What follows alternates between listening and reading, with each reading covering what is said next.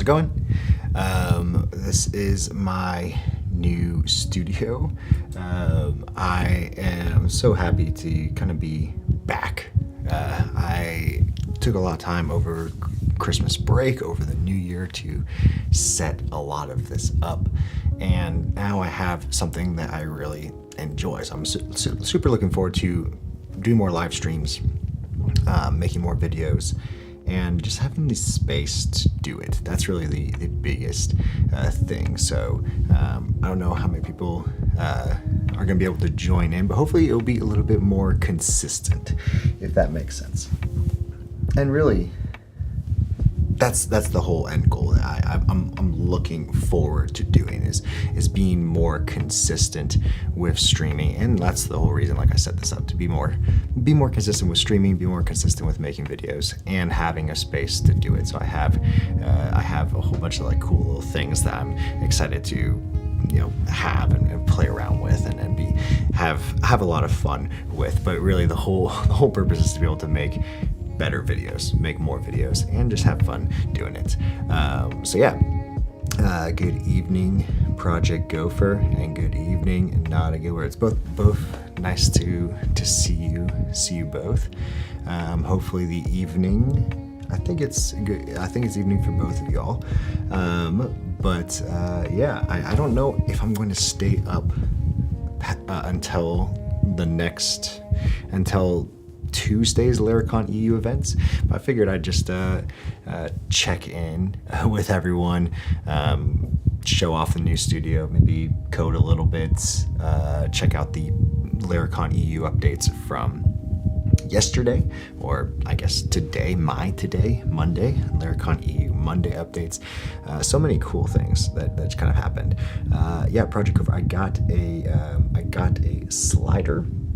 So I really enjoy it. I basically have like this slider right here on another camera. I also have this camera right here to be able to have like a close shot too. But yeah, it's really nice to be able to kind of do all of this without having to change much of my setup, if that makes sense. Like, I don't have to take too much time in doing this. The whole purpose of like me putting this studio together in this way is so that I could have it be how I want to make videos and not have to do too many edits.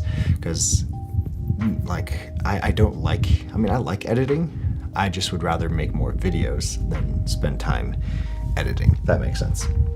Let me know if the music's too quiet, too loud. But yeah, it's super excited to kind of dive in. I think we're gonna check to make sure, but I think we're live on everything. Let me double check. First time with all of this new setup, so I'm still making sure that everything's working properly. But yeah, I think we're doing pretty good. Yeah, it looks like YouTube is live and you all are chatting on Twitch, so that is live as well. I haven't set up, I don't believe I have. Maybe I have. I have not set up like showing the chat on the screen.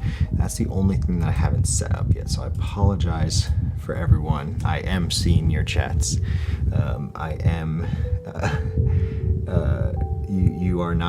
You are heard and you are seen, if that makes sense. But yeah, hopefully everyone's evening and night is going really well. Some updates on my end, other than the new studio, is, well, I moved, so I have a new house, which means a dedicated office space in my house to be able to set up this studio the way I want. So basically there's kind of almost four recording spots that I have in this new studio. I have this is the main shot. I'll be able to stand more, hopefully get a little bit more like active with that. I talk with my hands a lot, so I kind of took away the stand mic, and now I just realized I didn't turn off the fan, so it is probably really loud in the mic. So this should hopefully help a little bit better. Scott, good to see you as well. Thanks for joining the chat. Thanks, new studio looks awesome. Yeah, I forgot to turn off the fan, so now the microphone should sound a lot better. But yeah, I basically have a shotgun microphone that I have directly above me, literally, like, if this is in frame, it's right out of frame. So it's nice to be able to kind of, again, get everything set up the way I want it. I have a hands-free camera switcher, so that way I can switch to different angles, or just while I'm talking, or like making a video. I guess like that little cinematic type look. This probably looks weird on a live stream. Maybe it doesn't. Maybe I'm just overthinking it. But then I have multiple different shots and angles that I have all within this one single aspect here. But then I also have a couple different places in the room that I can kind of record and film from. I wanted to have a place that didn't feel stale and also didn't feel like kind of like my previous recording spot. So I have kind of like a podcast-esque kind of couch, a little bench. It's basically my bench from my previous setup. I have my desk that also has a camera at it if I ever need to just record something quick, or maybe do any streams that I'm tired of standing up. And then I also have a space for like a green screen, or just kind of like color picture backdrops as well. But yeah, hopefully everyone's doing good. Think first, good morning. How was Laracon EU? And Absol, good morning, or good evening, whatever that is at you. Jake, looking good. I need to bring the YouTube chat. I have a monitor off to the side here, but I just realized that I need to bring the YouTube chat a little bit more over because it's being hidden by one of my other cameras. Okay, yeah, looking good, man, says Jake. How are you switching shots without your hands? Yeah, so I have this Elgato Stream Deck pedal is what it's called. So it basically has 3 buttons. The way I set it up within my OBS, because it's a Stream Deck, it has the ability to be able to run multiple things. What I did in OBS is I basically said, okay, I have this one scene that has all 3 cameras, technically 4 with this shot right here, which is just the camera zoomed in more. But then anywhere I'm streaming or anywhere I'm placing the camera in my OBS, I can have those 3 pedals. So basically it's on and then off. So this would be like on, and then off, and then on, and then off, and then on, and then off. So yeah, like different shots. Well, like the goal was, again, to kind of make the ability to have my videos and just the stuff I'm recording. There's a lot of stuff that I'm starting to record for the new Laravel website. There's a lot of stuff that I'm recording for my personal stuff, as well as just more long form type courses and instructional type videos. And this is the setup I wanted for that, being able to kind of, I don't know, it looks more instructor-esque to me. But yeah, Project Gopher, can't wait to nerd out with you about streaming setups in Denver. I am so excited to do that. My fan is still on, so hopefully the sound isn't too bad. I thought I turned it off. But yeah, so camera moving in cinematic, like slow motion. It is on a slider over off to the side here. So I can look at it if I want, I guess, or it just consistently moves from like left to right. So like as I'm talking, as long as I'm switching to it, it just keeps going. But yeah, so that's one shot. But this is the main shot. This is a new camera that I got. I probably spent too much money, honestly, but it's worth it in my mind.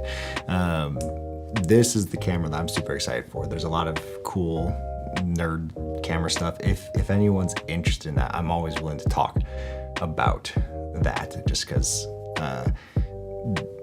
there's so many things that I learned and keep learning, like when it comes to video, lights, like framing, just all of that stuff. There's so much to learn, but yeah, why don't we talk Laracon EU? I think at least like Thinkiverse, I'm pretty sure you're at Laracon EU. Maybe I'm wrong about that. And maybe you're just tweeting a lot about it. But did anyone?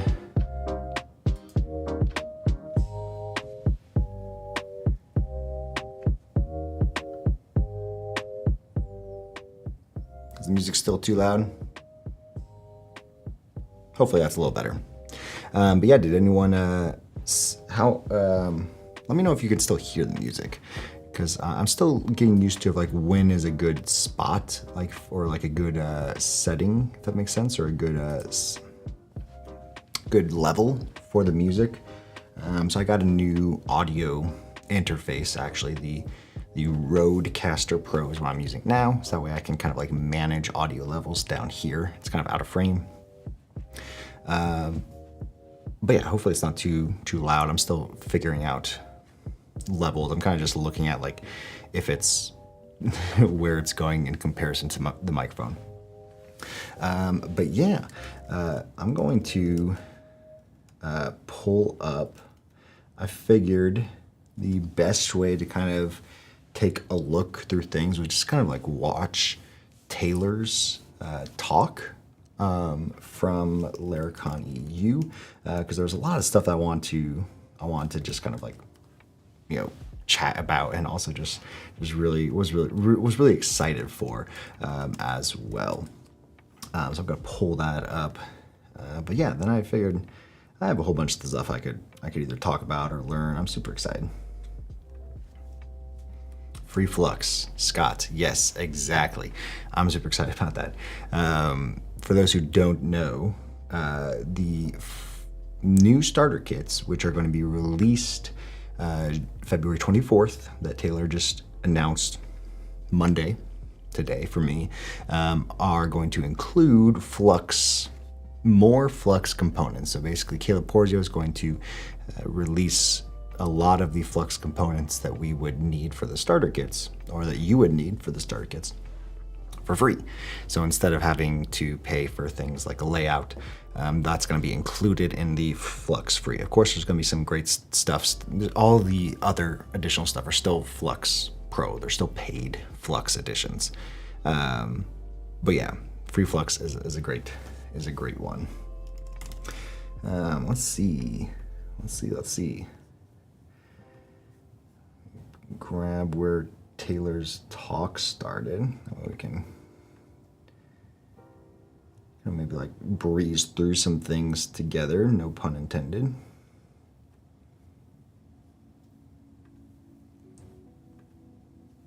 But yeah, how's everyone's night going? How's music levels? Still pretty good?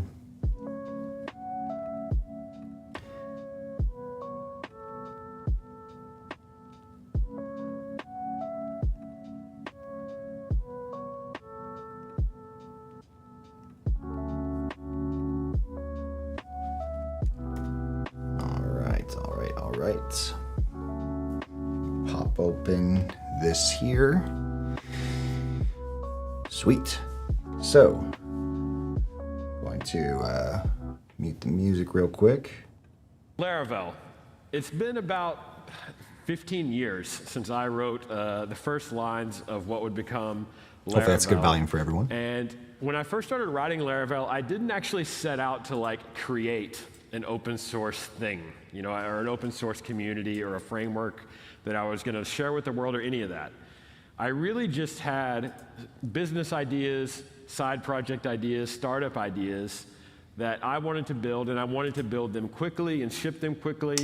The Lone Gamester, thanks so much for the Lone Gamester. Thanks so much for the follow on Twitch. I really appreciate it. Thanks so much.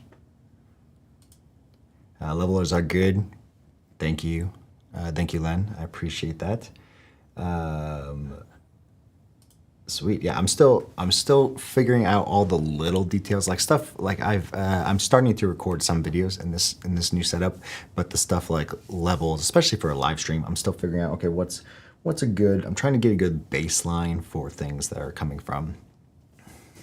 So nerd stuff real quick is I have now a multi PC setup. So my laptop that you see here, it's technically not the one I'm streaming on. I'm streaming on a PC that's on the other side of the room. And so I'm pushing everything like audio, visual out just with one single cable to that capture card, and then I'm doing that. So basically, it's a lot of different routing, especially when it comes to audio. So I'm basically, yeah, I'm like trying to make sure everything is as clean as humanly possible, if that makes sense. Tudo rating with a party of 11. Thank you so much. Hopefully you had a good stream. Harris on YouTube. Thanks. Hey, how's it going? Good to see you guys. But yeah, Tudo, what were you building? What were you building today? What was the stuff you were doing? We're just kind of like, this is my first stream in the new year. I think gating your music would be dope. That'd be pretty cool. Kind of like ducking it. So like when the music goes down when I'm talking. I think you can do that.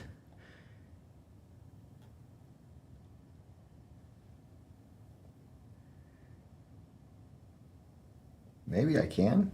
I'm trying to think of like latching. I can't do it. Okay, that'll be sweet. I think I just set it up. Let's see. Okay, so let's see. We have, and so now I'm talking, and so hopefully the music should be being lowered a little bit while I'm talking. Let's see. Did that work?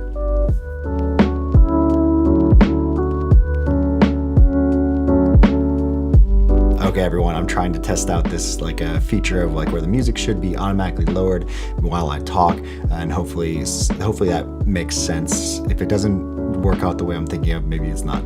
But yeah.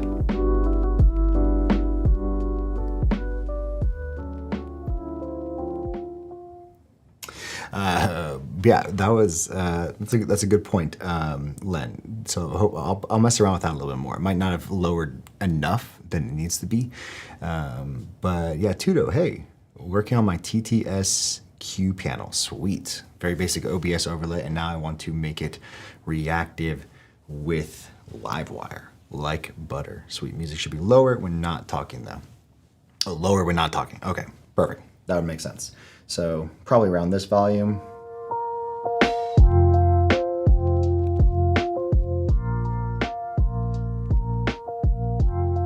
And then when I'm talking, hopefully it cuts out a little bit more. And then when I'm not talking,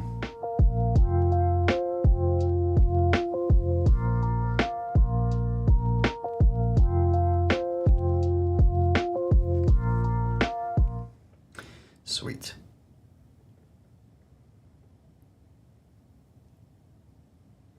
Okay. Great setup, man. Harris, thank you. Perfect audio since you adjusted. Any insight into how much usage is included with $20 Laravel cloud pricing?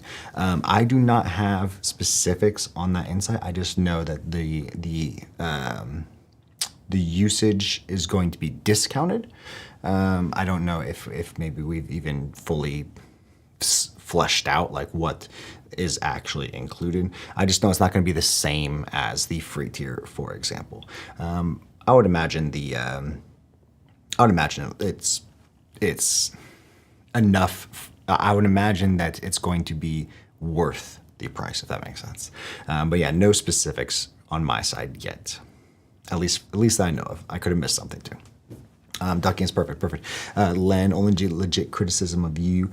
Your angles slider should be closer to your primary. I get that. I'm thinking of like not having it go all the way to the end. So basically it goes from here, and it was a little bit further that it goes, but then it goes all the way basically right up to my primary camera. So it's a 42-inch slider. So it's still going, and still going, and still going, and still going, and then it will go, and that's about like maybe a foot away from the primary one. So yeah, maybe not as far off to the side is probably a good shout out. So that way it's not like so far out. I might just stop it right about there, which seems like a good spot. But yeah, the ducking is perfect. Awesome. Harris, great setup, man. Thank you. I'm super excited about it. It's one of those things that I'm glad to be able to have the ability to do this, but also like it's kind of everything I wanted. I had a lot of plans, and I kind of had this sketched out. Actually, maybe let me see if I can. I might still have a version of this. Let's see. So let's see. Excalibur. It might be on Excalibur still. I do. So yeah, this is the sketch out of what I wanted for my studio.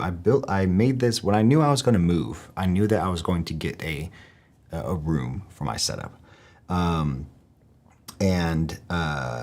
So I was so excited to basically set up everything the way I wanted to. And not everything, I kind of like, it's not the same as what I thought it was going to be. I don't have monitors. I have one monitor right here. I don't have this monitor, but it's really similar. This color accent wall ended up being these brick. Let me flip this over so you can see it. So that color accent wall ended up being these brick panels right here. And then this is my like kind of pegboard setup behind me. So this is really similar. I have the foot pedal and switch. The slider is right where that is, and then my camera one with a prompter right there. Yeah, I think I didn't go with the Mac Mini. I wanted to go with the Mac Mini. I really wanted to go with the Mac Mini. I'm gonna bring up the music a little bit so it's not like super dull. Wanted to go with the Mac Mini, but I ended up going with a custom built PC, mostly so I could stream with an NVIDIA card. Stream/record with an NVIDIA card, because I think the NVENC encoder, if you don't care about this, I'm sorry, and then I'll get back to Laravel stuff. Hello, Gasa on Twitter. Nice setup, brother. Thank you so much. I appreciate it. But yeah, I wanted an NVIDIA NVENC card, and so I built a PC, and I wanted an easy way to get all 4 cameras into one setup, so that way I could have these angles.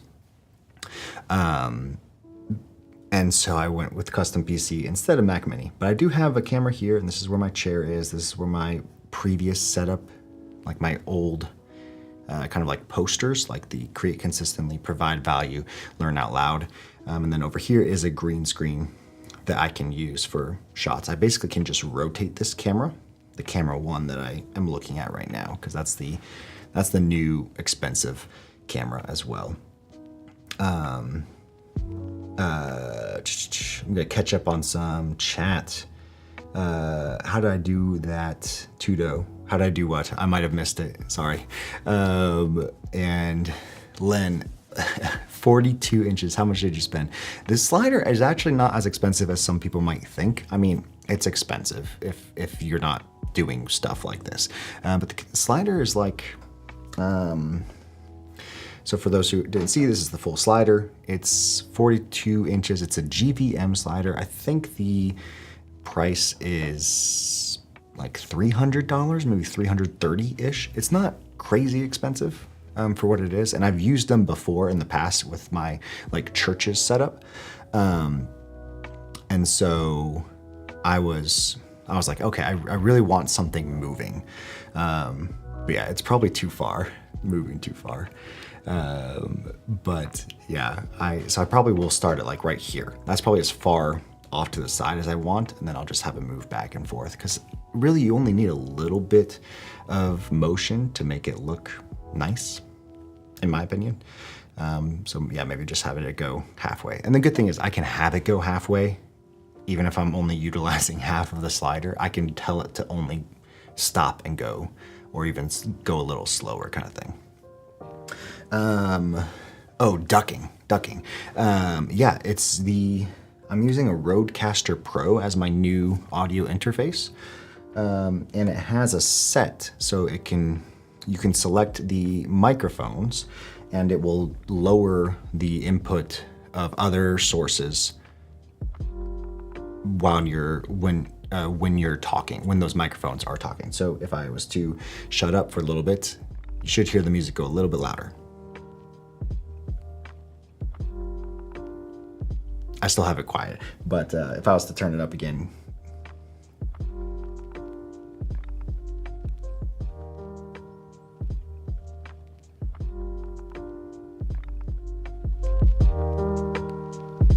and then I'm talking, hopefully it goes lower, and then if I stop talking again.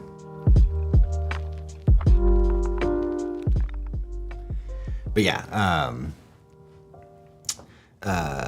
Gasa on YouTube. Let's go. Goated setup. Thank you so much. Rocky, what is your studio setup? Specs. Big fan of your presentation. Thank you. I really appreciate that. Where did you have the Stream Deck? And for live stream, what platform do you use? Like StreamYard? Great questions. Yeah, Tudo, I wish it was an OBS plugin. There probably is one that you could do as long as you have routed separate sources. I'm kind of pushing even the music into my Rodecaster Pro so I can adjust the levels on the fly, and even like the ducking stuff. But yeah, so I am using my own open source version of Restream. So basically, like there's restream.io, which you can like push one stream and then it sends it to multiple streams. I am using this thing called Restreamer. It's basically Restream, but it's also open source. And so I just have it set up on a $5 Hetzner server, and it's worked great for me. I mean, this is the second time I've used it. But like, I don't know, if $5, I'm technically saving, I don't know, $14 to not use Restream, but I'm running it on my own Hetzner server, so I like it. This is it. I must have deleted it, but yeah. And then the Stream Deck is a pedal underneath my feet. I technically do have one Stream Deck on my hands here too to switch between different setups. So like that, full video, and then like the vertical slide up are technically being switched with my Stream Deck, but then my foot pedal controls the camera angles themselves. 100% success rate, exactly. Great tip. I'll use Restreamer. Yeah, if you want to like just throw that on a Hetzner server, there's some things that it was like a little difficult to get. Like I wanted a custom domain. Don't tell me. There's no reason to do a custom domain, but then I could set it up on my own domain just so like I can say, hey, this is the RTS feed that I'm streaming to. But yeah, it has like publications, so you can just say, as long as you're pushing to that stream, that feed, then you can say, I want to send this to YouTube and Twitch and Twitter, for example. Preview monitor where I can see my changes. I can't see the other shot. I could probably set up a monitor to see the other shots before I switch to them, but I have an Elgato prompter that I'm looking at right now. Hi. I have an Elgato prompter that I'm looking at that has what is being sent to the stream. So I see the actual OBS preview. And so that's why I'm kind of sending to the prompter as a second monitor. So I can see my laptop screen. I can see the vertical setup right now. 2 out of 2 uses. Yes, exactly. But yeah, so this was my drawing that I created. I don't even remember when, like in October, when I started looking at houses because we knew that we were moving. I put this together and it worked great.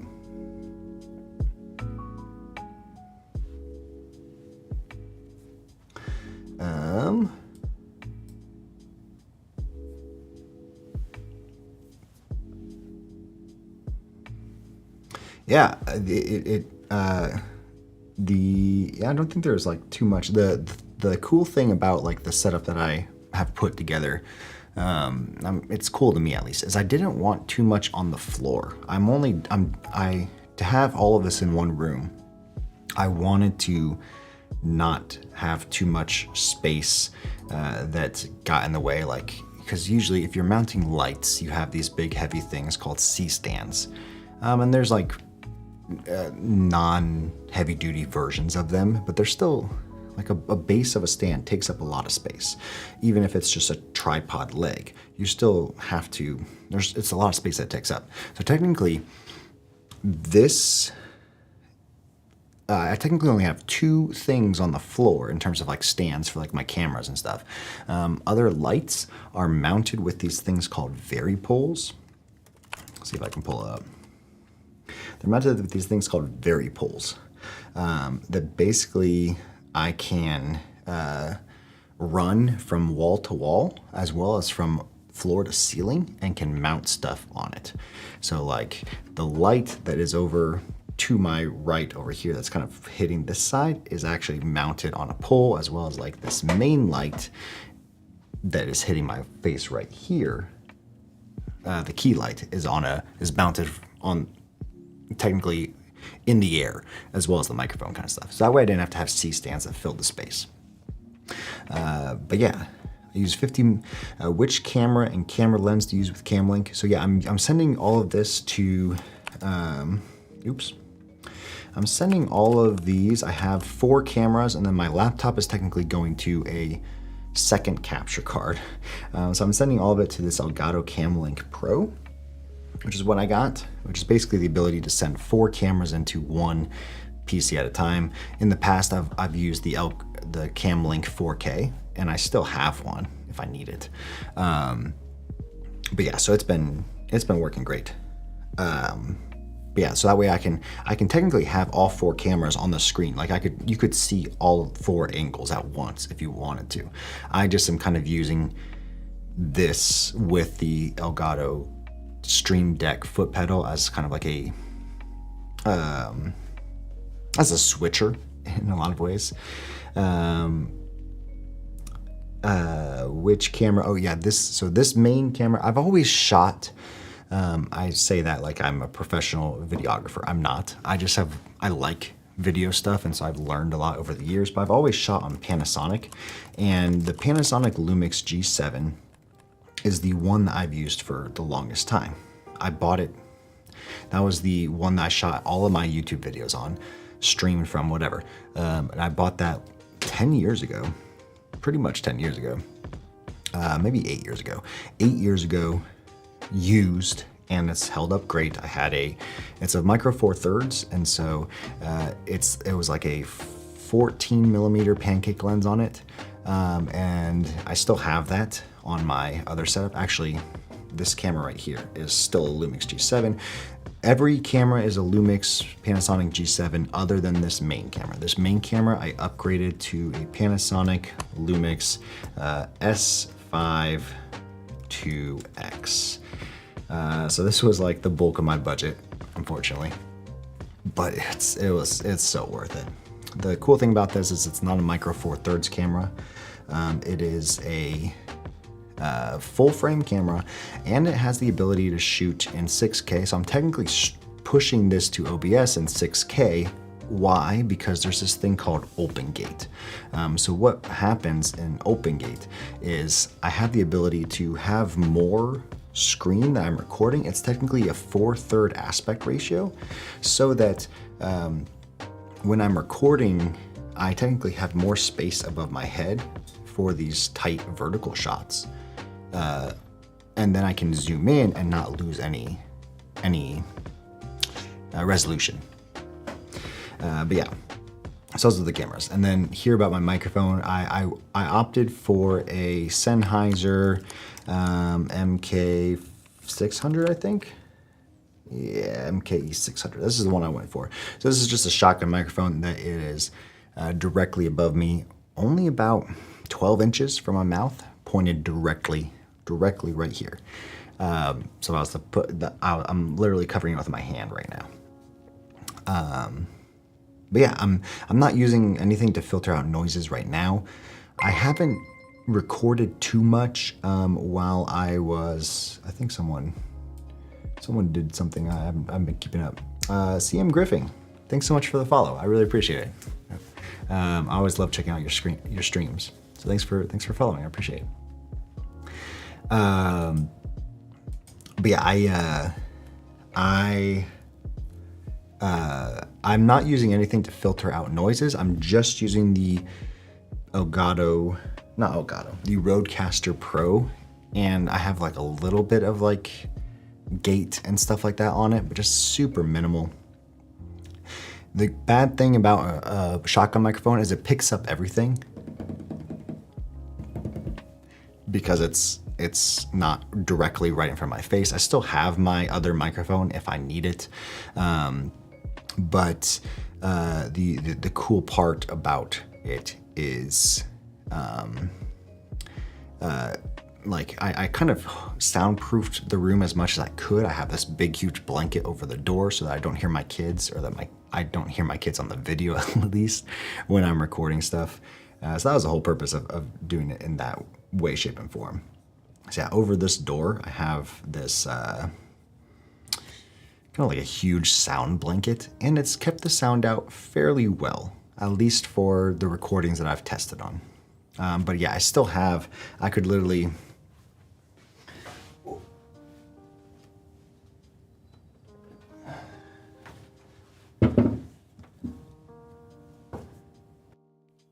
so I still have this microphone, and so now you should be hearing me through this microphone now. So I still have the ability to do that. This probably sounds better technically. I just wanted something that I didn't hit my hands with as much.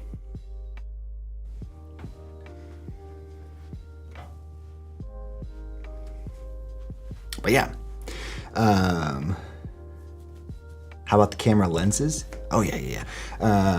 Camera lenses for like this main one. So yeah, just so everyone knows, this was a long time coming. So I saved up a lot because I knew I wanted this, and this was like my investment kind of thing. Full transparency, like the budget I had, I wanted to stay under 8K. I think I just went above 8K to spend on everything, and that included like the new streaming PC and recording PC. That included technically buying 3 new cameras, and like the whole actual like setup of mounting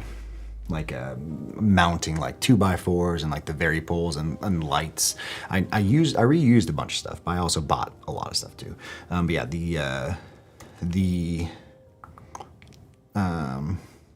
I have the Sigma 18 to 35 millimeter as a lens. I think this is it. Yeah, this is the one I got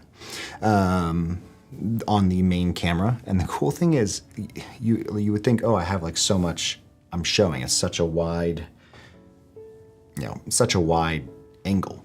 It's really not. I'm technically not even all the way to 18 millimeter. So I still have more. If I wanted a really wide shot, I still have the ability to do it. But like, I'm about, 4 feet from the camera right now. And that's about a foot from the camera. So yeah, the lens itself, just with the autofocus, because Panasonic Lumix cameras are not very great at autofocus, especially the Micro Four Thirds ones, like this one over here. It's not the best, but this S3 5X is really good.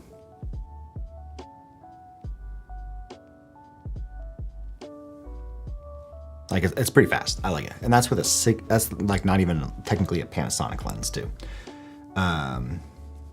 I almost have every YouTuber's dream studio equipment. I really do. Like, I am super blessed. I love that I get to, have all of this stuff as well. CM Griffin, yeah, I use a shotgun mic as well.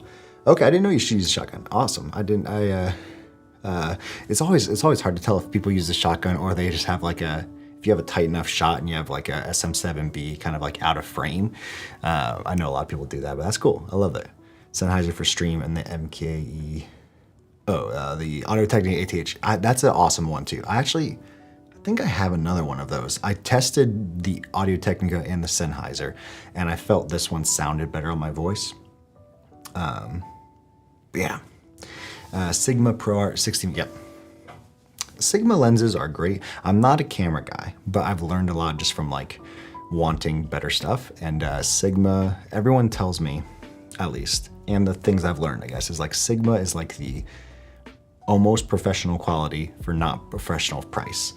Because obviously, like, this is expensive, yes, like, but at the same time, compared to other actual cameras, it's crazy how, or actual lenses, it's crazy how Sigma is not that expensive. Sennheiser is my YouTube mic. Okay, cool. YouTube mic. Do you have like a different like a setup for YouTube, or you just kind of like switched because you prefer it better? Use manual for everything. Yep, that's what I was using manual focus for pretty much all of my like old videos, and I just didn't, try to move too much in frame. But I knew I was gonna want a standing desk, and so I knew that I needed something that I could lean over and talk, or stand back here and talk. And so I guess I could just stand still, but that's not fun.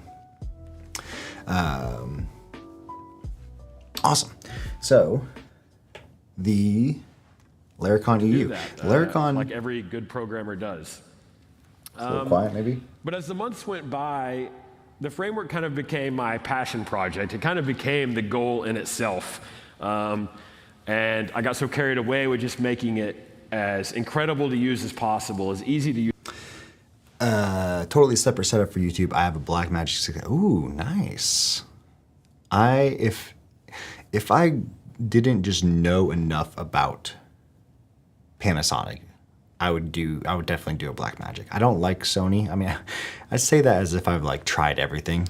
I have tried Blackmagic because a church I used to work at used Blackmagic cameras, and they were great. Rocky on YouTube. How are you live streaming right now? More information on this, please, because it looks cool. So I'm using OBS for all like the actual frames and stuff. They are just like specific scenes in my OBS. I have a video about that, and not much has changed within like how I've set that up in terms of like the different setup of like, I have this full video shot, and I have the Elgato Stream Deck pedal that can switch between the different angles of cameras that I have here. But then I also have a Stream Deck, like a mini one that I've had for, I don't know, 8 years or so, that I can switch to different shots or scenes without having to click into OBS and do that. And then I just have some transitions in between those. I probably don't need the transitions. I like them. I set them up one time and they're good. So yeah, everything's run through OBS, and then I'm pushing to that Restreamer as well. Rich Codes. Nice to have you here. My next cameras will be a set of PTZ cameras. Not sure the number of them, but at least 4 PTZ cameras. So yeah, so like, are you wanting to have them be controllable? Is that what you mean by PTZ? But that'd be awesome. Yeah, I've used PTZ cameras mostly just from like my church setup and stuff that I've done before. And yeah, they've come a long way in terms of controllable stuff. But if you just need controllable, maybe like a cheaper way to get like a good camera but still be controllable is they have these Edelkron. This Edelkron Head 1 V2. So with your you can put just like a camera, and like a cheap camera would be like a Panasonic G7, for example, or even just like you mount an iPhone or something like that. Once those set, they never move. Oh, need the Ethernet ability. Okay, that makes sense. Yeah, I think I know that one might move. Okay, yeah. Ethernet ability. I'm not too familiar with like, I know the reason why you might want Ethernet. I don't know too much about it. I know that the Panasonic S5, even though it's like super expensive, Panasonic S5 2X, it does have the ability to be controlled via Ethernet, or maybe that's not it. There's I can connect it to Ethernet, but I don't know the reason for it. But yeah, that's really cool. What's the reason for you connecting to Ethernet? Like, is it just controlling it via Ethernet, or like what's it? Not controlling it, but like adjusting it, if that makes sense. But yeah, how many people got to watch the Taylor's a keynote at Laracon EU? He demoed a whole bunch of stuff that I'm super excited for, because one of the things that I'm working on with the DevRel team, so myself, Chris Sev, who just recently joined the Laravel team, who's the now director of DevRel, as well as Christoph, we're super excited to kind of just do more when it comes to Laravel stuff. And one of the things is, what does it mean for the new starter kits that Taylor announced, as well as Laravel.com, and like how can we have good educational content on Laravel.com and just revamp some of the stuff that we're doing. So one of the things that I'm like actively working on is the Laravel bootcamp.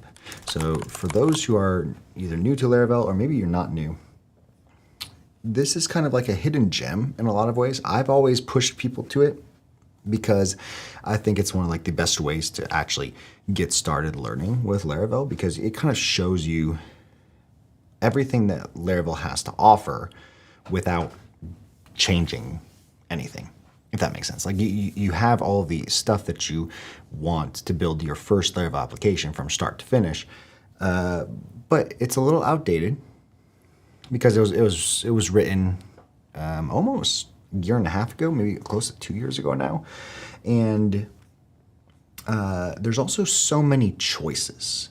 And the hope with these starter kits is, one, to be able to give people less choices in a lot of ways, to be able to say, what Taylor announced, basically there's going to be 3 starter kits. There's going to be Livewire,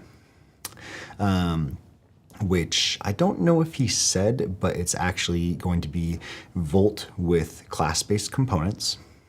As far like, again, take all this with like things can change kind of attitude. But it's going to be Volt with class-based components. There's going to be React with TypeScript, Inertia, ShadCN, and then Vue with TypeScript, Inertia, and ShadCN. So now there's not going to be like a 4th Livewire. There's not going to be a Blade. There might be other ones down the line, but those are kind of like the 3 ones that we're going to be pushing people towards. So either you want to use Laravel and not like a modern JavaScript framework, and so you're going to be using Livewire. There's no Blade version. Or you have Inertia with React, or Inertia with Vue. And so the whole point of kind of having those is to be able to say, okay, now we have a better boot camp story of maybe you're a coder, you're a developer, but you don't know how to get started. Because if you were to go to like the Svelte site and you're like, hey, I want to learn Svelte, you kind of have an easy way of getting started. It kind of, they take you through this whole playground thing. And okay, yeah, we might not be able to do that within Laravel, but I think there's ways for us to kind of teach you how to build a Laravel application without having to say, okay, now first you have to choose React, or first you have to choose Vue, or first you have to choose Livewire. And you might not even know how all those work within Laravel. So what I want to do, and what my goal is, to take the bootcamp and teach you what is important about Laravel first, and then we can add on to that with something like Vue or React or Livewire. So yeah, I would love feedback for those who have gone through the bootcamp, or maybe if you want to like take a look at the bootcamp. I'm always interested in feedback, mostly just to make sure I get the second version of the bootcamp right. I missed a lot of stuff. So rich codes, ability to display many cameras, same model. I've been running issues when trying to have 4 USB cameras at the same time. Okay, I see. So it's not necessarily the cameras themselves you need to adjust. It's actually like getting them into your stream. So like you would have like 4 USB webcams, or like 4 Elgato like cam links, if that makes sense. So yeah, that's what I was kind of talking about before, is I have this Cam Link Pro which basically is like a PCI card for my PC that I set up that pushes 4 HDMI inputs into it. But yeah, I have not. That makes sense about displaying mini cameras. Stream I'm working on is my vinyl DJ stream. That's really sick. That's really cool. I'm gonna follow you, Rich, so I know when you go live, so I can check that out. That'd be awesome. I could get some capture cards or a vision mixer, but that seems overkill for a small studio. Yeah, it's probably true. Like I do too many things overkill, and so it's probably not. My advice is probably not what you should be taking in terms of what's the best option. But yeah, if you can get like 4 PTZs network, I'm just thinking, I don't know how expensive PTZs are, but it might be easier. It might be easier if like you, I don't know, maybe like, if I was doing something extremely cheap, as cheap as possible. Vinyl streams aren't on this channel. This is my coding channel. Okay. Well, I still follow you. I'll share what your vinyl channel is. That'd be awesome. Len, I love the idea of Volt, but I desperately want Stan to work in a Volt file. I hear you. I think it's going to be sooner rather than later if something like that happens. I don't know if you tried I can't remember if you're on VS Code or not. I don't think you're on VS Code. I think you're on Vim. I could be wrong about that. Vinyl Vault. Okay, sweet. 1080p PTX isn't that expensive. I don't think I need a professional quality. That makes sense. And sometimes like especially like the vinyl stream, you could have like more, I don't know, like it looks more retro to not have good quality. That makes sense. Web Dev Cody. I just use an iPhone to record. I didn't know that. That's awesome. Dude, I don't know if you're still here, Web Dev Cody, but he's on YouTube for those chatting and Twitch and stuff. Make sure you follow him if you're not already following him. YouTube, Web Dev Cody. Huge inspiration for just the amount of content they puts out. And that's really like, you know, like I have this overkill setup, but the whole goal is to like be able to put out as much videos as he does in a lot of ways, of being able to say, okay, I can just put myself in front of this desk or behind this desk, I guess, and make content. And that's always been my goal, but I'm a perfectionist, and so I've always wanted to do things better. And so now this is like, I don't have an excuse anymore, if that makes sense. So yeah. Nice to see you, Web Dev Cody. Or just Cody. I don't know if we're on first name basis yet. Wow, that looks cool. Great scenes, thanks. Muntasser on YouTube. What's new about Laravel's website? So the Laravel.com website, I believe Taylor announced on February 24th, is going to be revamped. What that looks like is basically it's just going to get a new fresh coat of paint. This has been the Laravel website for a while now, but it also just means that how we're positioning Laravel as a company, as a framework, is going to change a little bit in terms of like the actual website, Laravel.com.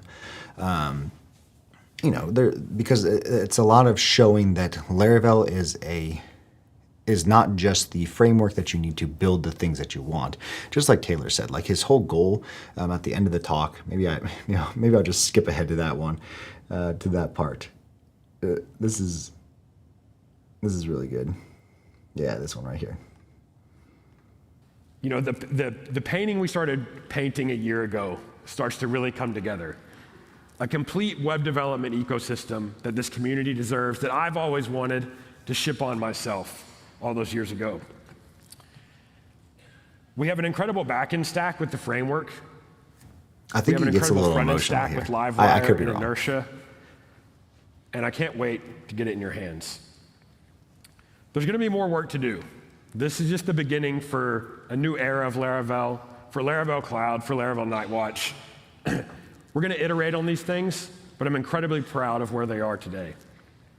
And it begins in 3 weeks. But I want to leave you with a challenge.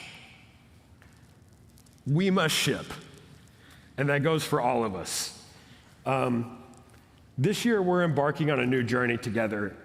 Just as a side note, like I don't mean this to be like, oh, I'm just kissing up to my boss kind of thing. And he's probably not even gonna like hear this in all ways. But I truly believe that the reason why Laravel consistently puts out good stuff, not just in the framework, but like the actual products that we're shipping in such a small team in such a short time, is because Taylor himself codes like crazy, codes and ships like crazy. So it's not just like a, hey, he's telling everyone to do all this, and then he's the mastermind behind the ship. And even if he was just the mastermind behind all of this, it would still be great stuff. But I think when he's really talking about right here is something that he truly believes, because and that's, I think, what's kind of trickled down into how the employees that he's hired and the people that he's put in place to do the things that they need to do. It comes down to, like, if you're not building with the tools that you're building with every single day, like, that's the reason why Laravel gets better. And that's the reason why they have weekly releases, is because Taylor's building stuff in cloud or whatever, and he he's like, hey, this should be easier. Like, he tweeted about it. Let me see if I can find it. But he tweeted about, so they went a little earlier. I'm not at Laracon EU. I'm stuck at home. But they tweeted a little bit earlier about how, where was it? So he tweeted a little bit that they went early to do a hackathon on Laravel Cloud, and the amount of stuff they did in like 3 days is absolutely insane. And then he pulls out this, like, he was, I think he's building some like AI stuff within Laravel Cloud. I actually don't really know the full story, but he's like, hey, this should be easier. And so he built this response event stream. Again, seems like such a no-brainer. It's because he's actually building stuff. And like, it's inspiring to me, because like the reason why I've learned all the things I learn is because I'm playing around with stuff. I'm building, I'm thinking through things.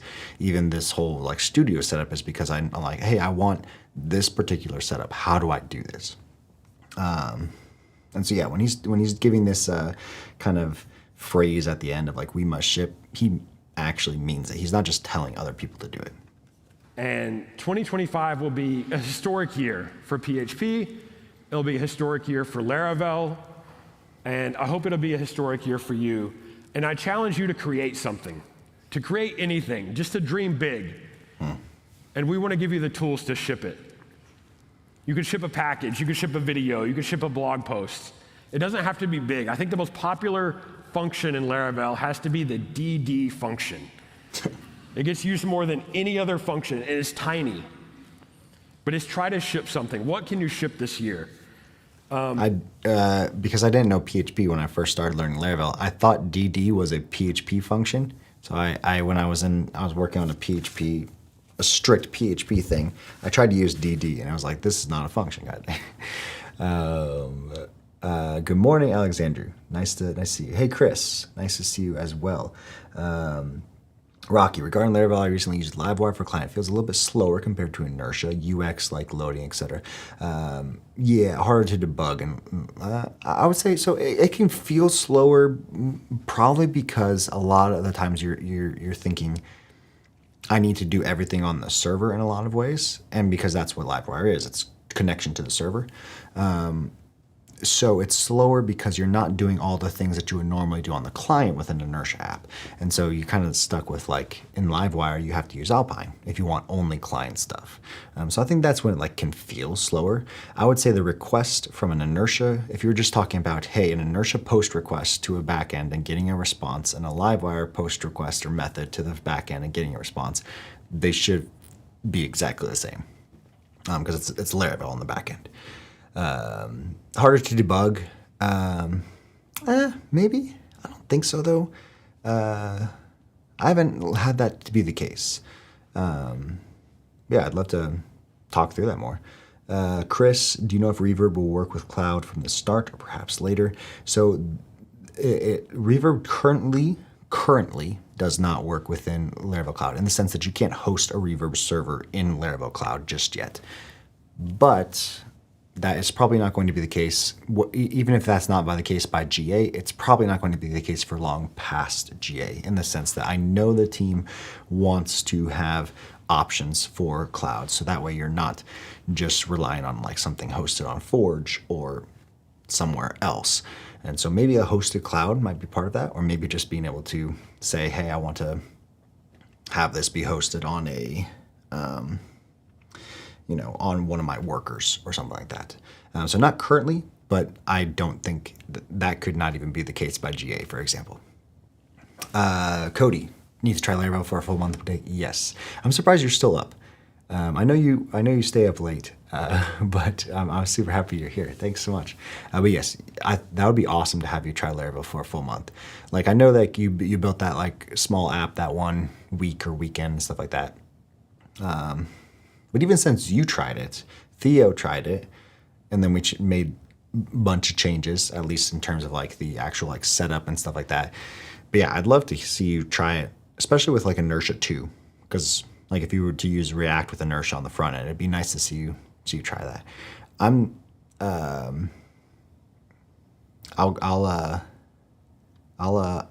If you're down to try it, you should let me know. Don Vito codes, app builder using AI and Laravel. I would love to see that. That would be really nice. And like stuff like this, that makes it a lot easier. I mean, you can still stream events, but this would be a huge helper function. There is Prism. Yeah, built by TJ Miller. It's basically a way to talk to LLMs using Laravel. I have not gotten the chance to try it, so maybe even tonight we'll dive into this a little bit. I haven't got the chance to try it yet. I've seen it used, and I've seen videos of it, and I've looked through the documentation, but I haven't actually built something with it. It just looks super nice. It's basically like, if you've used Vercel's SDK, AI SDK, this is super similar to it, where you just say, hey, I want this, using Anthropic. I want this prompt. And then I just want to generate a response. Super nice. Again, yeah, it draws inspiration from Vercel AI SDK.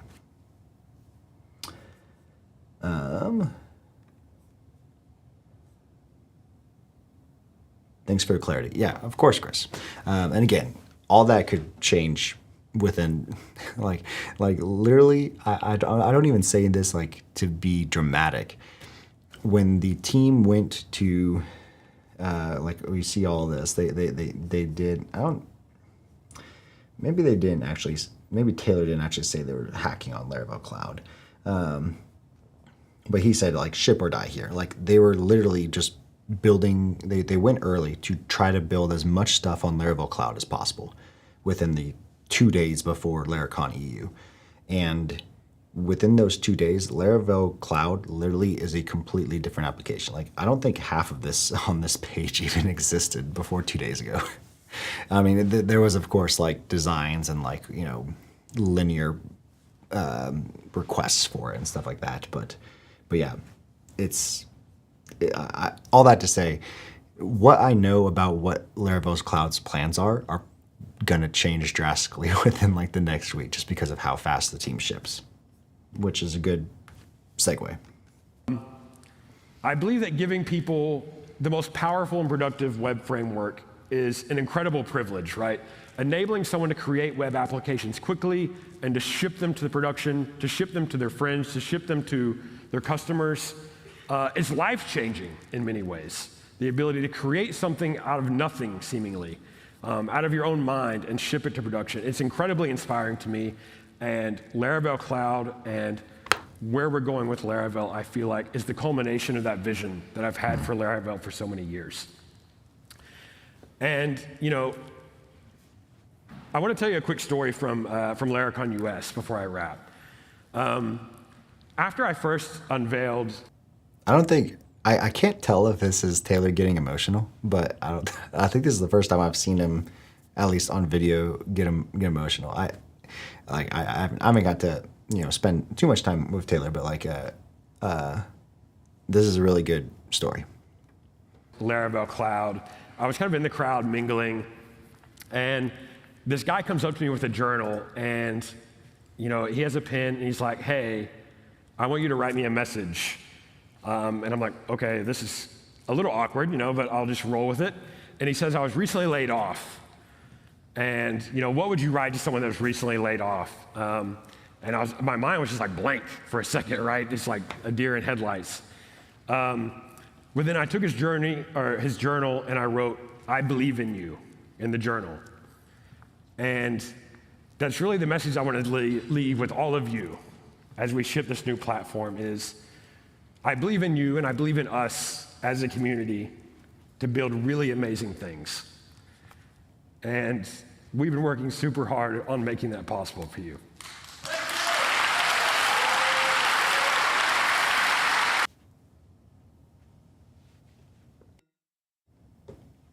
That's awesome. Yeah.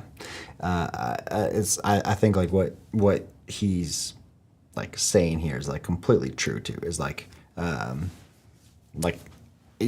think he actually, like, a lot of people might be like, oh yeah, you just like say that because you want to like hype people up so they can buy Laravel Cloud.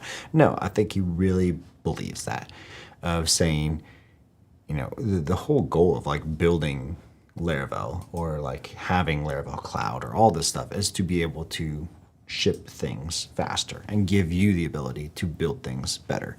And I love it personally. Did I miss anything? Oh yeah, Harsh website developer. Good to see you. Glad you're here. Rocky, if possible, create a video on using Copilot PHP Storm with hidden tricks and tips. That's probably a good video idea, but I don't use PHP Storm. I actually use VS Code, so I probably am not the person to do that. I've been trying out PHP Storm, but I just can't switch over just yet. Hi, and Dunil. Hi from Sri Lanka. Hello. Good to see you. Chris, I thought I drink a lot of cola. Yes, exactly. I actually probably need to go grab a Coke Zero eventually, but yes, Taylor loves Coke Zero. This is not an exaggeration. I don't think he drank all of that, but he loves Coke Zero. Koldar, super excited about Inertia getting officially acquired. Yes, that's a big one. So for those who didn't hear, Inertia is now officially under the branch of Laravel. Before, people were like, okay, like it doesn't seem like a surprise, but technically, Inertia was built by Jonathan Renink, and he has a little, I think he put like a little post here. Jonathan Renink, yeah. He kind of like made this post about when he created Inertia 6 years ago. It's crazy that's been that long. Or maybe that short in a lot of ways too. But he created Inertia, and Jonathan has always been like super close with Taylor, super close with Adam Wathan, and now he works at Tailwind Labs. But it was never owned by Laravel. It was owned by the community through Jonathan Renink, and when Joe Tannenbaum came onto the Laravel team, he helped Jonathan as part of his role to help build Inertia 2.0, and now, as of last week, Inertia 2.0, Inertia is just part of Laravel now. In the same sense, like it's a part of our open source project, just like a VS Code extension is part of our open source team, or I don't know, Laravel Reverb is part of our open source collection. I don't know the best way to say that. But yeah, Len. Rich Codes Web. No, you're on JetBrains. Yeah, I think I was talking to Len, to Project Gopher, because I couldn't remember if he was on VS Code. But there's a VS Code extension called Voltage that is specific. That is basically it pushes the all Volt, it works for class based only, not functional, but it allows like static type checking because it basically says the blade.php files are now using PHP instead of Blade. I don't know how much of this we might port over into like the official VS Code extension, but this is what I've been using in addition to the official VS Code extension. Project Gopher says, I've got my Canon EOS R running through a 4K X, a Raspberry Pi through a HD60X for classic Tetris, a GoPro Hero 9 Black for my top down, and an SM7B through a Scarlett 2. My laptop is struggling. Oh man, it's all going through that. Yeah, that's tough. That is tough. Yeah, my laptop now is going through a AverMedia setup. So that way it's like separate from all the cameras. But yeah, before I was pushing, I mean, I wasn't pushing too much, but I was doing it all in my single laptop of running multiple monitors, the camera, the Elgato prompter. I didn't have multiple cameras, but I ran the SM7B through my Motu interface. But yeah, I can tell the difference now of like not having, like now I have the freedom now to do whatever I want on my laptop and not be like, oh yeah, now how is OBS doing kind of thing. It's super nice, but it's not cheap to do a dual stream camera. But yeah, that was a great moment to watch live. There was 100% emotion there. It really was. I didn't get to watch it live, unfortunately, but yeah, it's, again, like it's really inspiring for me to see, you know, not just my boss, but like the creator of Laravel. I think it confirms to me the reason why I started building in Laravel was because I have this passion of mine. There's a reason why my like LLC under my content is called Just Create.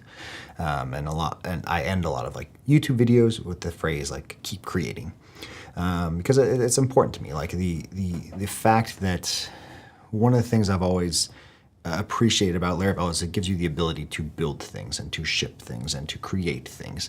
And I think that's important within a human being to be able to say, I have this, I don't know, this power, if you will, to be able to create something, to make something that was in your head, you take it out of your head and put it onto somewhere, whether that's a screen, a video, paper.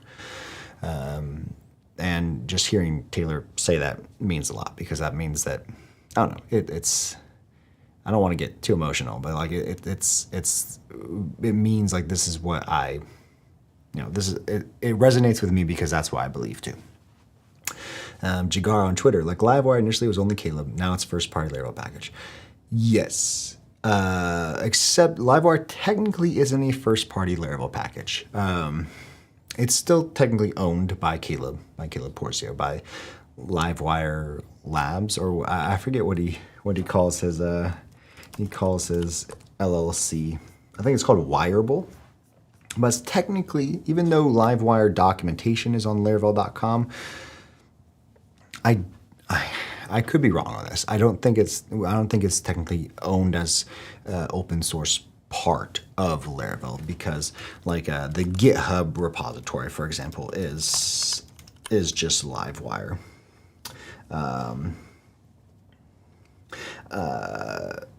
I think Taylor still helps out with Volt, for example, because I've done a pull request to Volt. And I think Taylor like merged that. So yeah, it's one of those like messy things of like, it's kind of first party anyways, just like Inertia was kind of first party anyways, but it's who owns it. And right now Caleb makes the decisions for what's the future of Livewire. And now with the Inertia thing, it's more like, okay, Jonathan Renning's still going to be contributing his voice into what that should look like, but Laravel as a whole is going to be saying, this is the direction of Inertia. I think that's kind of what it comes down to. Koldar, super excited about Inertia getting acquired. Muntasser on YouTube, is JetScream and Breeze going to be deprecated after the release of the new starter kits? I don't know if deprecated is the right word. And again, this is kind of like, I don't have the official voice on that, but I would imagine they're going to not, kind of similar to, to other packages, because like right now it's technically an installer. You install Breeze. I would imagine they're just not going to get any more updates, in the sense that they could probably still work with 12, because 12 is not going to be 12 is not going to have any breaking changes, but they're not going to get updates in the sense that they're not going to have, Tailwind 4 added to it, unless people, and maybe even not if someone, I think they're just going to be end of, I don't know if that's the right term, end of life or another thing, but they're basically just not going to probably have any updates. That would be my guess, because this is going to kind of replace Breeze and Jetstream with these new starter kits. Breeze's functionality is already included in the new starter kits. JetBrains functionality should be coming later, as I understood. JetBrains function. Oh, Jetstream. Yep. So that's correct. The new starter kits themselves are kind of just Breeze one-to-one conversion, just looking a little better and using things like ShadCN and TypeScript by default. So not as many options in terms of like, you don't have the option of dark mode. You don't have the option of choosing TypeScript. We're making those choices for you in a lot of ways. But the Jetstream functionality of like SaaS starter kit, I think that's going to come later. Again, all of these are going to be repos that you install. Of course, the Laravel new starter kit, Laravel new command is going to have the ability to use, and I think he actually pushes it.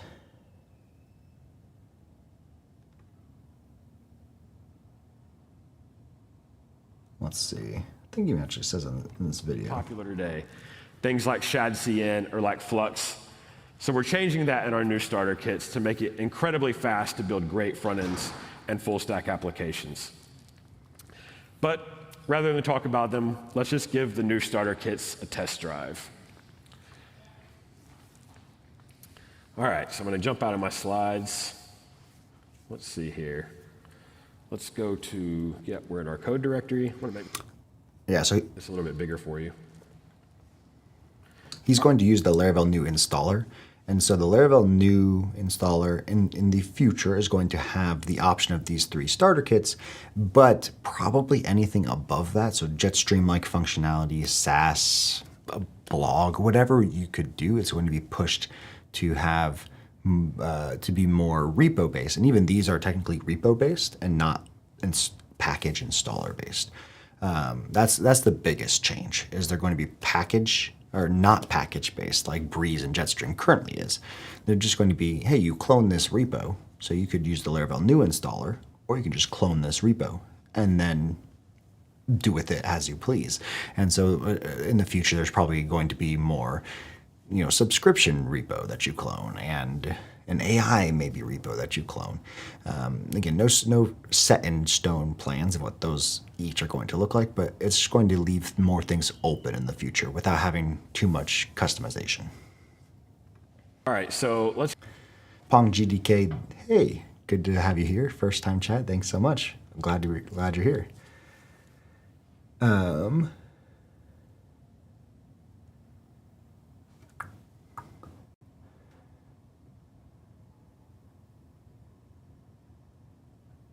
Chris, Gigar on Twitter. Other question: how's the Laravel team able to manage our servers for only $20 per month? So that $20 that Taylor said via the keynote is basically like the custom domains, being able to have extended logs, as well as having discounted actual rates.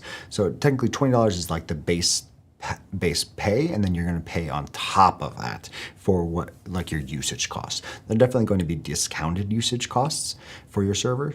But yeah, I know that our team is kind of like run the numbers to make sure that, like, hey, it's gonna work out for us. It's gonna work out for you. I think it's going to be, especially like for our enterprise plan, commercial plan, it's probably going to be, in some ways just as cheap as other options, and maybe even cheaper. But it's that that option of like, okay, now you have the ability to have Laravel manage it. You don't have to worry about it.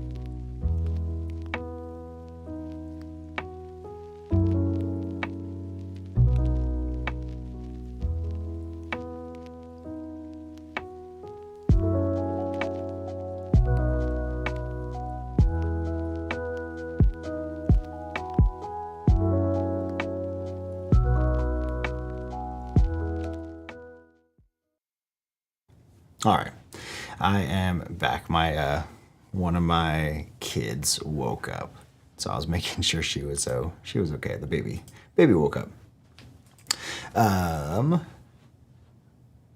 yeah, Pong GK, nice to have you here as well. I can't remember where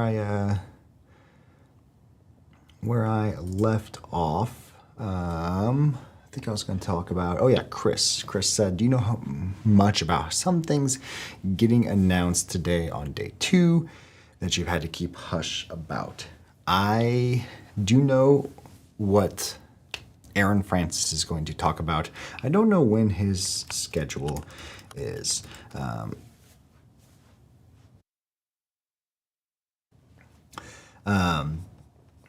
believe. Okay, so he is a little bit later. So he is after lunch. So I probably am going to be going to bed and waking up before he actually starts. It might be too early for me though to wake up.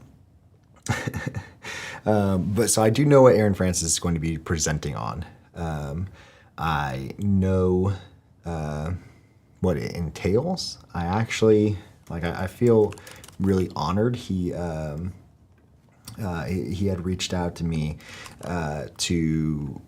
and showed me the project and was like telling me here's what this is about. Here's everything. Where did it go? Let's see.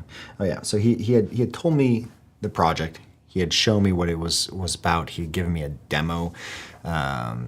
Basically, he sent me a couple demos of like what the project looks like, what it does, and he actually took my idea for a name. So I technically named this. I'm super excited for it. Yeah. So I gave him the name Fusion. I gave him a couple different names, but I gave him the name Fusion. And he ran with it. So I'm personally excited and just stoked that he took my idea. But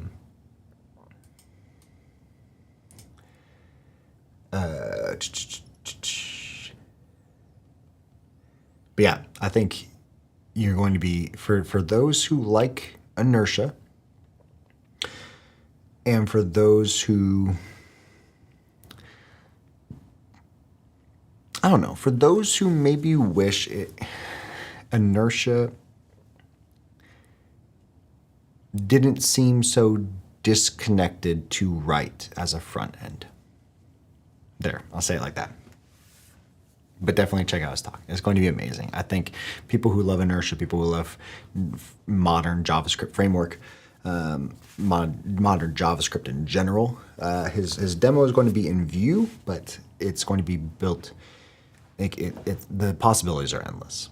Yeah, I'm super excited for it. I'll just say it like this. As soon as it comes out, as soon as he releases it today, technically tomorrow, as soon as he releases it after his talk or during his talk, I'm going to be playing around with it. I'm going to be probably building a lot of things with it. I'm going to be using it a lot. So I'm super excited. Jigar on Twitter, if my calculation is correct, I won't be spending more than $30 a month to run a serious MVP on production, which is very good, to be honest. Yes, I think that is probably accurate. Especially like what I'm looking forward to personally for Laravel Cloud is the ability to run side projects, stuff that I want to just put it out there. And if it scales and I start paying with it, great. Like, and okay, yeah, I can throw all of this on a $5 Hetzner box.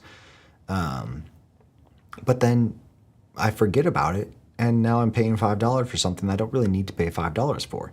And so what Laravel Cloud is great at is stuff that can scale down. Taylor even talked about it in his talk about how the Postgres hibernation time is only like 100-something milliseconds. So even if it scales to 0, it's still only like 120 milliseconds to actually wake up. It's crazy. Let me catch up on this YouTube chat. Mr. Manafon, please make a video about how to do full stack development in Laravel. It feels like Livewire is not the appropriate tech for large, mostly static websites like ecom. Yeah, I guess Livewire might not feel like it could be for a big team. Yeah, I think full stack, I think it's still a good option for full stack development, and there's a lot of big teams still using Livewire. But yeah, Inertia is meant for SPAs. Feels like there's no third way, which is where Next.js lives, and why a lot of people, myself included, can't switch. Okay, so you're thinking of like how to use Laravel, knowing that you need it as an API only. Would that be fair? AI with Don Vito codes. Hi Josh, does Laravel have libraries for AI? Laravel does have libraries, not first-party ones, and that might change with what with what Taylor was kind of tweeting about. But Prism,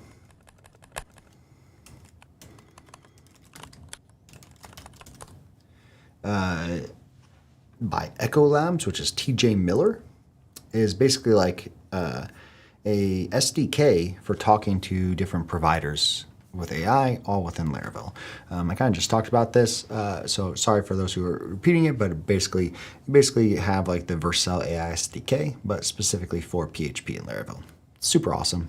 I haven't gotten to build anything with it, but I've read the docs. Looks great. Psalm 2, parent duty. Yes, I was on parent duty. Well, mostly like my wife sleeps during this time, and I didn't hear my baby before too late, so she got in there and is taking care of her. But yeah, I have 2 kids, and so sometimes they wake up crying in the middle of the night, and I have to take care of them. And so that's why I have like that little sign that says, "Hey, I have to go put a baby down." But yeah. Not even a PHP Laravel guy, but I enjoy the content. Well, thank you. I appreciate that. It's nice to have you here. So thank you so much. But yeah, super glad that I can relate to you, even if you're not PHP or Laravel guy. That's awesome. Let's see. What do we have? Laravel Cloud, the new Vercel. I don't think so. So I think the goal with Laravel Cloud is to give you the option. So again, Laravel has the, you can still host on Forge, you can host not on Forge, but I think we have a unique opportunity as Laravel as a company to say, hey, we've built the framework, we know what it takes to make it run right. And I just don't like dealing with servers. So it's basically like a Laravel specific Heroku.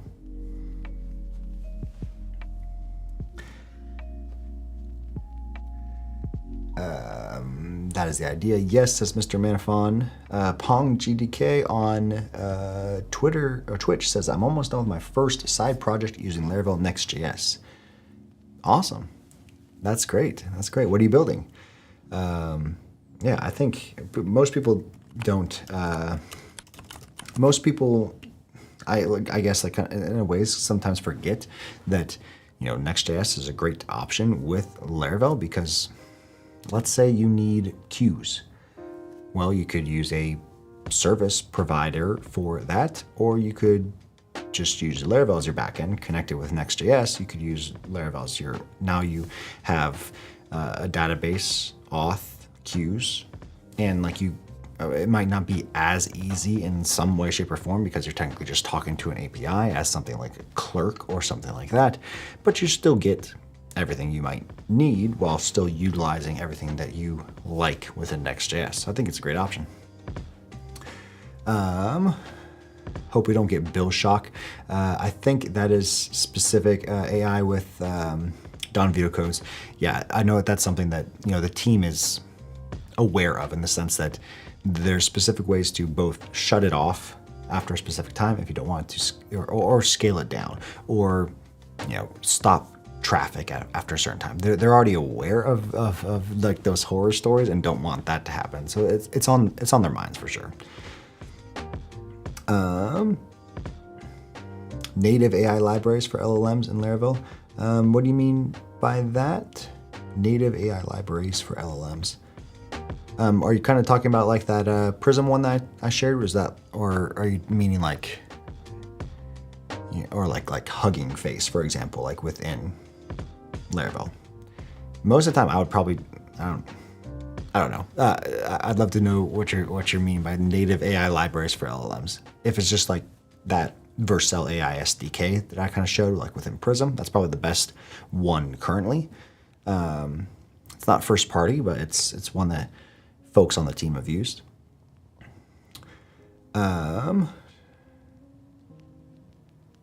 Okay, yeah, like that. Okay, I'm behind on the YouTube chat, so I apologize. I'm catching up. You mean if it says I have a distraction? So Mr. Manafon and AI Don Vito, you're talking kind of like Laravel. Can also do OS commands, right? Yes, they can.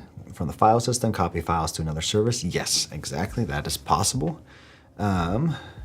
Yeah, Mr. Manafon says Laravel, no, it's just a framework. PHP, however, can do that. So yeah, Laravel can do that through the power of PHP. Chris Mellor, excited for Aaron's talk. Curious about the iOS related stuff coming out too. Yes, I forgot about that. I mean, I didn't forget. I have not, like, I didn't get the opportunity to see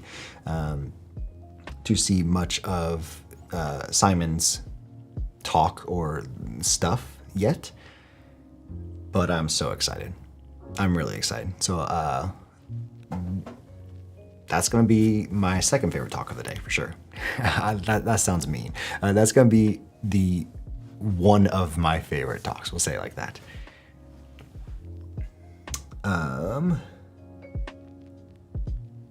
Prism works really well. Tilly, glad to have you here. Thanks so much for joining.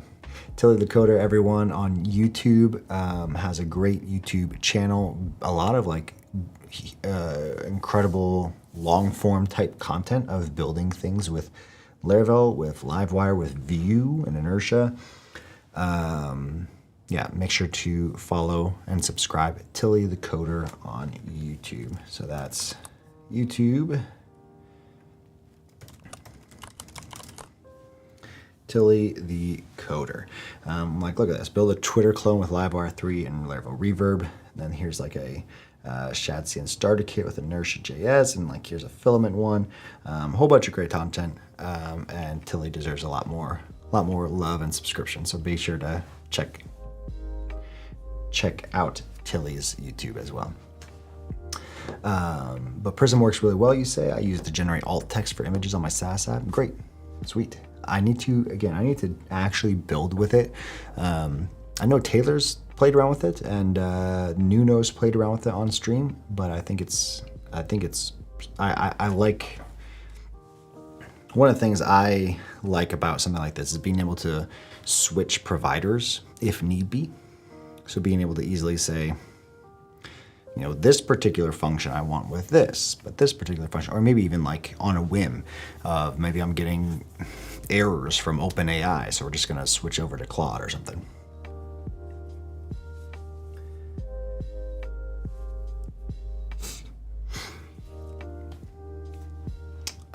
Koldar says, does anyone have any good recommendations for what to use for localization with Inertia? I believe there is a...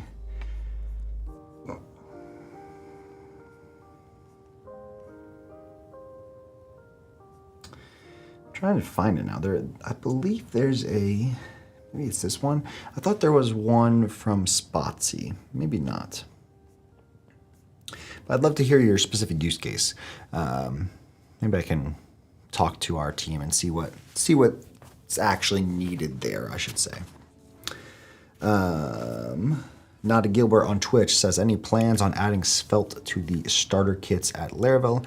I don't necessarily know if there's any hard plans, but I know that, like, you know, I think that the biggest thing for these, actually, those three, I'll call them the main starter kits. The ones that you run Laravel new, you can select React, Vue, or Livewire. I think those are going to be probably the main three. But the goal with the starter kits is to move them off the packages and into repos, so that it makes it easier to have multiple starter kits. Like a subscription starter kit, or a SaaS starter kit, or a AI starter kit, or a blog starter kit, or a Svelte starter kit. So I think there's definitely something that's probably going to come out down the line. It's probably not going to be, I can definitely say it's not going to be February 24th. But yeah, I personally like Svelte, so I still use Svelte. I haven't updated it in a while, but I do have a Svelte Breeze starter kit. I do need to update that. It looks like there's some pull requests. Yeah, there's a Laravel update that I need to look at. Yeah, I like Svelte. I think even in my my Inertia 2.0 demo, I used Svelte for that. I can't remember if I put that, if I pushed that to GitHub. Let's see. Did I? I might not have. Yeah, in my Inertia 2.0 demo on the Laravel YouTube. Let's see, this one right here. I used Svelte for that, and it works great. I love it. So Inertia 2.0 still supports Svelte, but I don't know if officially we'll have like one of the main core starter kits, but definitely the opportunity for a larger group starter kit, if that makes sense. Bong GDK building a platform for collectors so they have a place for their collection, marketplace, and forum. Platform for okay, interesting. A breeze to begin with. Oh, like the Next.js Breeze one, and a barcode scanner. Next big thing I'll try and make is a way to recognize trading cards. Another Danish programmer. Yes, there's a lot of Danish programmers in the Laravel world. Freak, which is Spatsy, is like the. I am gonna feel really bad if like Freak is not Danish, or Frick. I don't know exactly how to pronounce it, so I apologize. Yeah, Spatsy is his agency. Spatsy is phenomenal. Huge contributors to just so much open source stuff within Laravel. It's absolutely crazy. So many packages. Laravel backup, health, so many. Back on YouTube, Mr. Manafon, for example. And in e-commerce, you have thousands of users visiting cached HTML pages in parallel with islands of interactivity. It's not a spa, but also not something Livewire can handle due to traffic constraints. Cached HTML pages in parallel.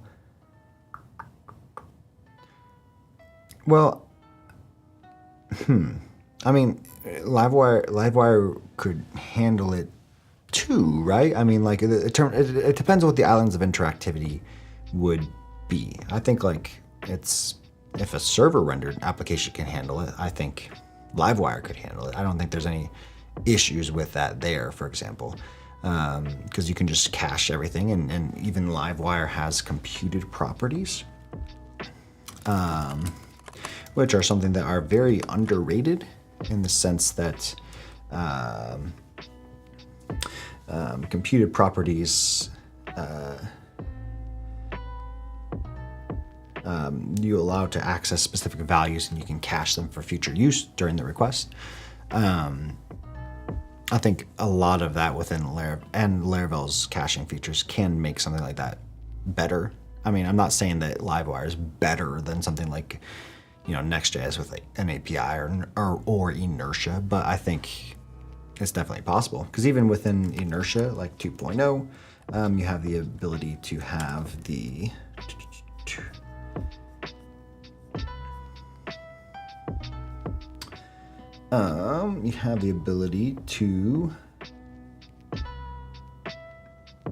where is it?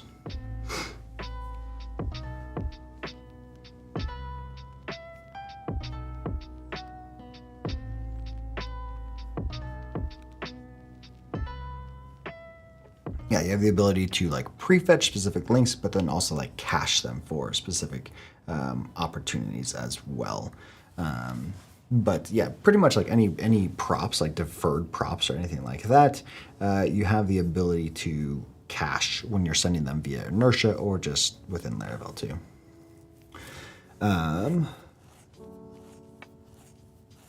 Example, a product page is 95% static and heavily cached. Some parts, however, are interactive and require JS. It feels like other than Blade and Alpine, there's no modern way of doing it. Yeah, I guess that could be the case. I would say Yeah, if you're requiring JS that doesn't interact with a server, then Alpine is going to be the best option for that. One thing that might be, if you're like, hey, I like Livewire, but I need a React component in this particular, this particular instance. I actually gave a talk about Mingle.js, which is basically the ability to embed a React or a Vue component into your Livewire components. That way you're not like saying, okay, my whole site is an Inertia app, which there's nothing wrong with that. Inertia is great. But this gives you the ability to say, okay, now I have like a React component that just does this one special thing within its own little island, and then the rest of my site's just Blade or Livewire.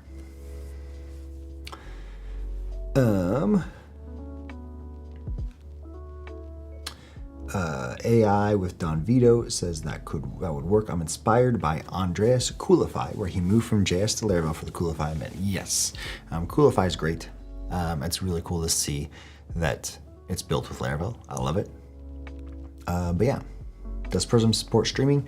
I don't think Prism supports streaming currently, but Taylor's latest tweet during his kind of like hackathon with building cloud and getting it ready, he tweeted this: response event stream. So yeah, this might be a great streaming like wrapper, I guess, around SSE. So that it's possible that Laravel will support streaming in the near future. So then Prism, I think Prism technically kind of has the ability to do it. Let's see.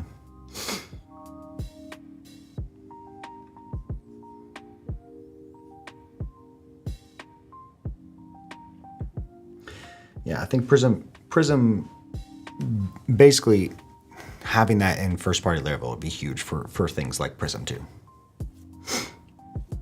Pong GDK, yeah, I used the Spotsy's permission package. Yep, it's so good. Yeah, anything Spot, like that's the thing I always say is like if you can't find something within Laravel's ecosystem, whether first party, Spotsy, or just anything else, then not that many people might need that.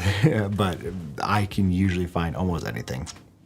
And then if you can't find anything, just build it, then release it, and then you'll be one of those that built a fantastic package that now people use.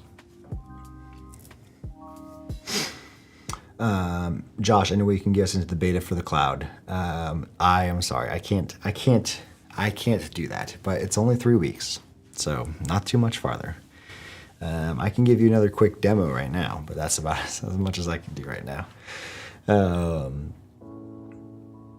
Is Inertia the recommended front-end framework to use with Laravel? Yes, I would say so. In terms of like, if you're wanting to use React or Vue or Svelte, then that's kind of like the only way, I guess, unless you want to write an API.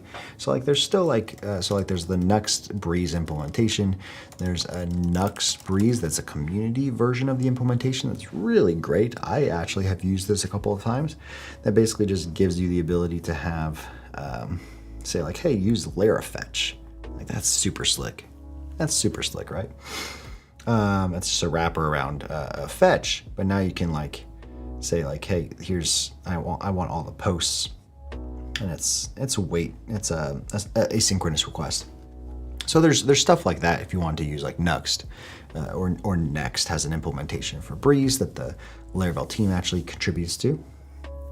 But Inertia is like what you would choose basically for a front end. But then Livewire is still a great option. 2, it's just going to be a different way of doing the front end. It's just going to be more server connectivity with Ajax requests and then using Alpine.js on the front end. Mr. Manafon, Laravel Copenhagen 2025 conference was just announced yesterday. Oh, awesome. Sweet. I have not been to Copenhagen, but maybe I will someday. We'll see. I am going to Laracon India this year in March, so that will be fantastic. My first time to India. And yeah, it's going to be a long trip for me, but it's going to be like 26 hours of travel. So hopefully I'll be rested enough. I'm going to be talking at India. Mostly speaking, it's a community in terms of like what creating something new actually looks like. Why would you want to start a kit? Why do you want to use someone else's code? The philosophy behind it, but also getting to just show off how easy it is to build with Laravel from scratch. Nathan, glad to have you in the chat. How do I become a successful self-taught dev? I'm not the best person to ask for that, mostly because I'm not a. I mean, I think I am successful in some ways, but I'm not a dev in a lot of ways too. I've never been paid to be a developer and only a developer. I have been paid before to do kind of like support engineering stuff where I like fix bug reports, but never like my job title has never been developer or senior developer or junior developer even. But the biggest thing I would say for like self-taught is just to keep building things. So like I would say like the biggest thing I always say is if you find anything that you want to build. I actually have a video. I have this video called of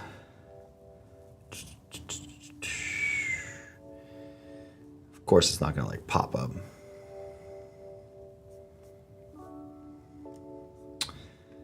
Let's see.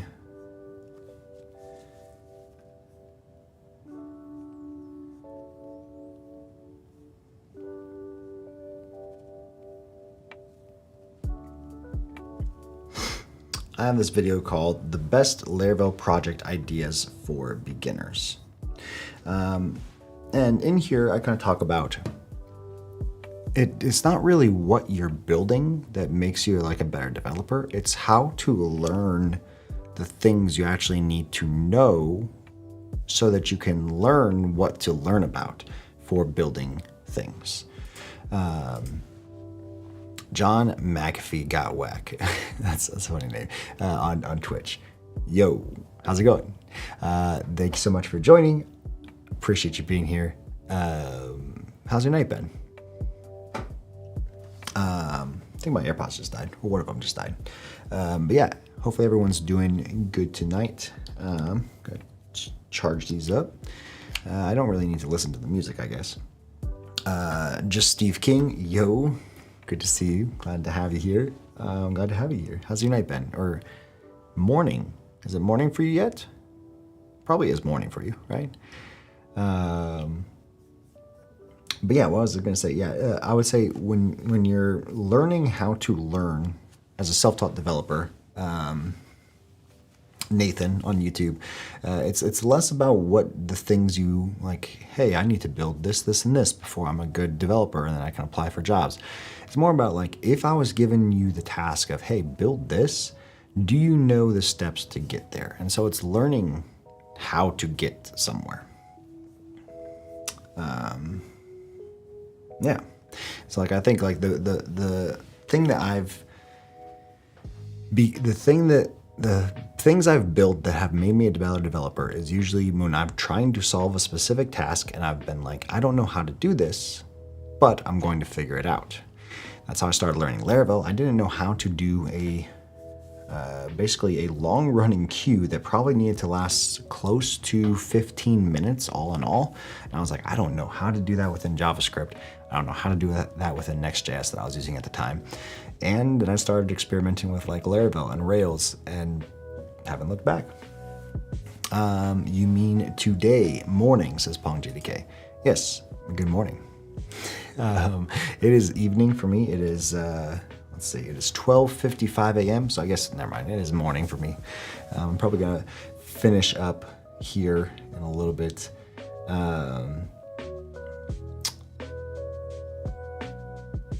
Do you think, Dom Offenses, do you think Livewire will get more popular with the release of free Flux components?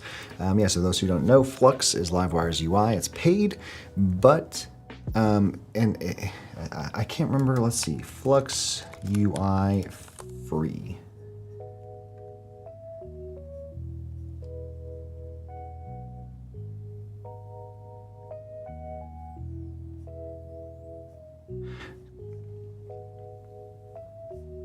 So yeah, Livewire Flux has the ability, yeah, button, drop-down, icon, separator, and tooltip are currently free components within the Livewire Flux package. But as announced yesterday, Monday, by Taylor, Caleb Porzio is kind of releasing more into the free package and less in the pro package, in the sense that now the stuff that was pro before is not going to be free. Things like layouts, modals, and maybe some other stuff. Basically anything that we would need for the starter kit itself. So yeah, I think it's going to be popular, more popular, mostly because then the things you need to build 90% of an application are going to be given to you within the starter kit with Flux UI free components. And so I think it's going to become more popular in the sense that people are going to start building with it, realizing how good it is. I've paid for Flux and I've been using it in every single side project. My starter kit, Fission, is built using Flux, Folio, and Volt, and it's just so easy to build with it. Like the things that you can build, or the things that you can do, just because like even things like theming that he just recently released, and like the new graphing stuff or the editor, all of that stuff just makes things a lot easier to build with. When you're like, hey, I don't have to worry about anything else. I'm just building but I don't have to think about styles. That's usually the last thing I do. And Mr. Manival, never heard about Mingle. Yeah, check it out for sure. Mingle.js. It's written by Patricio on code. But it's fantastic. It's nice. I've used it a couple times, even in production applications, when I needed a specific React library that I didn't want to have to either port over or try to figure out how to do it in vanilla JavaScript or Alpine. It just works. Steve King, yo, I worked until midnight. Now I'm getting ready to work again. I'm old and tired. Oh man. Well, hopefully you get the energy you need for the day. I'm getting a little tired too, so I might call it here in a little bit. But Nathan, thanks a lot. I became a fan from Learn with Jason video. Well, thank you. That's awesome. I appreciate that. Have you been following Jason for a long time as well then too?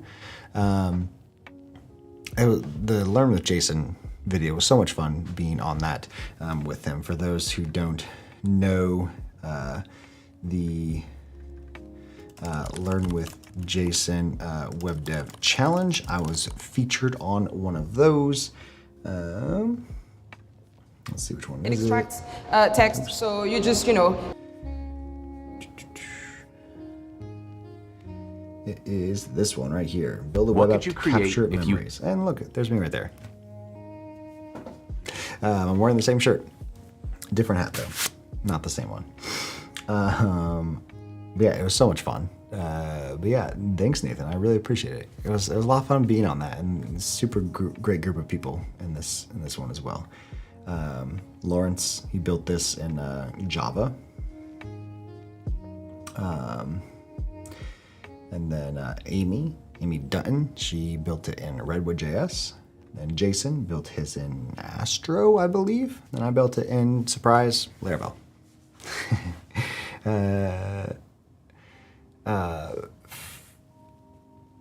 Just Steve King, welcome to the dark side. Yes, I'm only 30 years old, but I am feeling the age for sure. I'm feeling 30. Frit and Fred, I don't know if I like this. People did pay for Flux UI Pro because of the different components, and now some of the components come free. That's a fair way to look at it. I don't think it's not going to be that much more than ours currently free. I will say that in my understanding. Modal and layout, I think those are the only two ones, and those ones technically aren't. I mean, they're nice, but I don't think that's the reason why you would pay for Flux Pro, in my opinion. Like usually, if I'm paying for Flux Pro, it's because I like, I guess input. I guess input's one that's already free, right? Input is not. Okay, so probably input, modal, and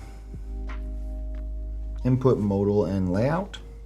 But yeah, things like the table post tooltip contexts and all like the text stuff, so like heading and text like that. Those are the things I've probably used the most within Flux. But it does make sense that could be frustrating in a lot of ways. But I think also like I can't remember what the pricing is now per project. Like either one of these pricing options, you paid for a specific number when you bought it, and you probably already have more even if those free ones are taken away. That's how I'm kind of seeing it, is like even if I paid for these 27 components, now there's whatever 33. Even if those 4 free ones get taken away, I still am paying for more components and more in the future. That's why I kind of see it as. But yeah, I get it. Chris Meller, Flux is a dream, except for the future of it. Agreed with that. I agree. Just Steve King. I don't mind, the community is benefiting. It was awesome seeing Laravel and LWJ. Thank you. Yeah, it was fun. Jason is fantastic. And then Aaron was on Learn with Jason in is that San Francisco that they recorded that in during the Sanity conference, or maybe it was a different conference, but it was cool to see Aaron on that as well too. And he had to show me up too. He didn't have his new project at the time, but it would have been cool to see him build with his new project, because spoiler, I think JavaScript people are going to like that new project more than Laravel people. Here's my hot take, and so it's getting early in the morning, and so I might be sharing more than I probably should be sharing, but what Aaron Francis is going to release today, that he put out here, I can see people who are really big Laravel fans or PHP fans, maybe just like die-hard Inertia fans, might get a little upset. Maybe not upset's the right word. They might not see the value. I think this is going to change how JavaScript developers are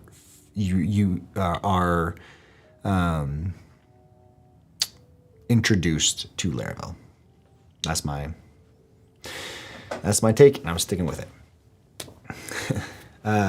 Nathan, yes, been following. Thank you. I really appreciate that. Mr. Manafon, in my mind, people pay to support a Flux project, especially if they use it as business, even if it's 100% free. If one makes money on it, one should donate to it. Yeah, I can see both sides, honestly. But yeah, in my opinion, the reason why I paid for Flux was I knew I probably wouldn't make money off of it. I mean, I guess I kind of have in a roundabout way because I've made money off of videos and I use Flux in videos. I technically haven't made money off of Flux itself, like in a project. I paid for the unlimited projects, and my goal was like, I wanted to make sure I had this in case I ever needed it. It's kind of like I don't know. I'm investing in my future self. Like, hey, if I want a project that I just want to be like put it up as quickly as possible, Flux is perfect for that. Project Gopher Len on Twitch. Don't stop live Laracon watch party. That would be awesome. I don't know if I can stay up that late. I have to wake up a little early. I mean, earlier. I have to be. I think my first meeting is.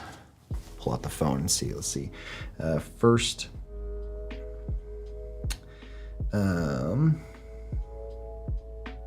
First meeting is 8:15. That's gonna be tough. I don't know if I can do a live Laracon watch party. Did Twitch like stop and then start again? I just noticed that.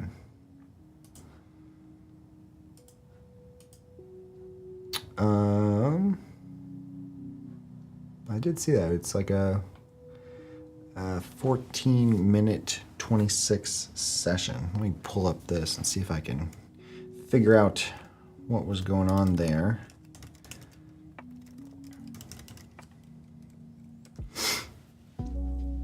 I am pushing a lot of bitrate to Twitch, so I wonder if that was the case there.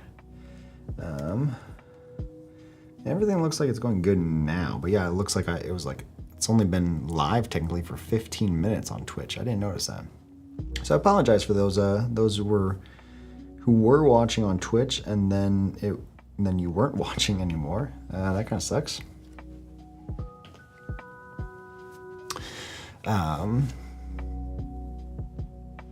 Lagged out and restarted. Chula. Thanks so much for being here. Yeah, apologize that happened.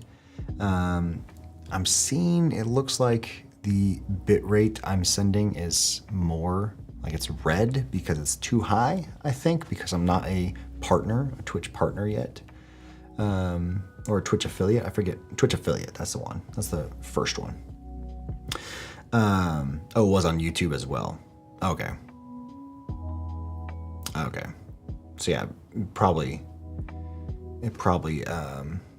was my internet then.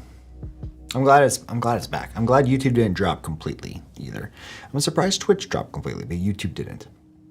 But I'm a fan. Thank you so much for being here, and thank you. It's just a few seconds. Restart immediately. It was on YouTube as well. Interesting.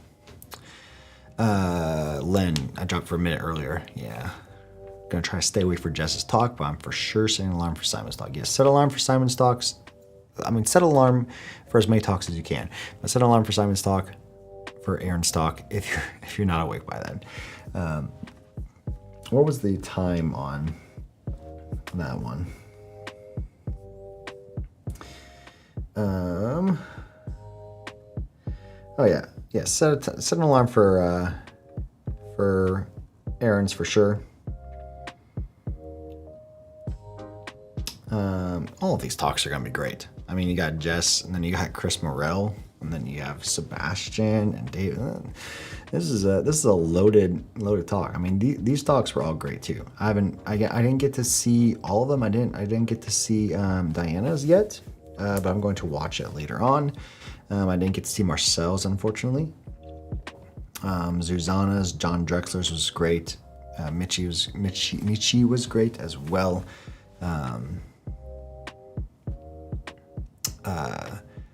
But yeah. Hopefully the After Dark went good for everyone at Laracon EU. I'm assuming people might start to be waking up by now. So what is 1420 Amsterdam? 6:20 a.m. Oh no, yeah, I'm not waking up for that. I'm sorry. I'm gonna miss it. I'm gonna miss it live. Cause what's 9:25 Amsterdam? 1:25. Okay, so it's starting in like 15 minutes now. So good morning to all the Laracon EU folks. Hopefully it goes well today for you guys. I know you're probably not watching, but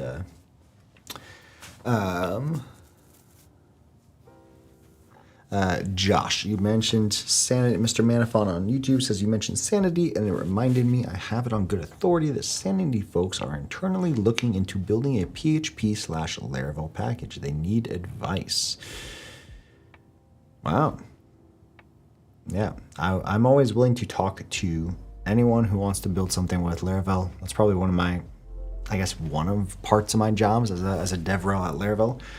So yeah, I'm always willing to talk to anyone. I know one of the DevRels at Sanity, Simeon and Griggs. So I'll have to reach out to him, see if that's the case. AI with Don Vito codes. I don't know if I'll just call you Don Vito. I don't know if that's the best way of saying it. But yes,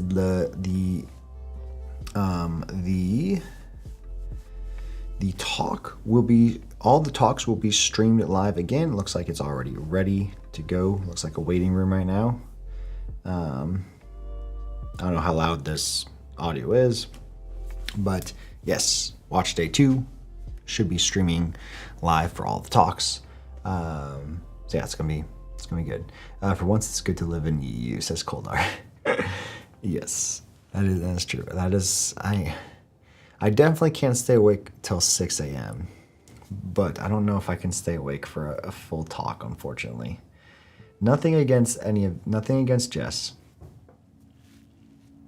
I love Jess. Jess is awesome. She's fantastic, super smart, and this talk is probably going to be amazing.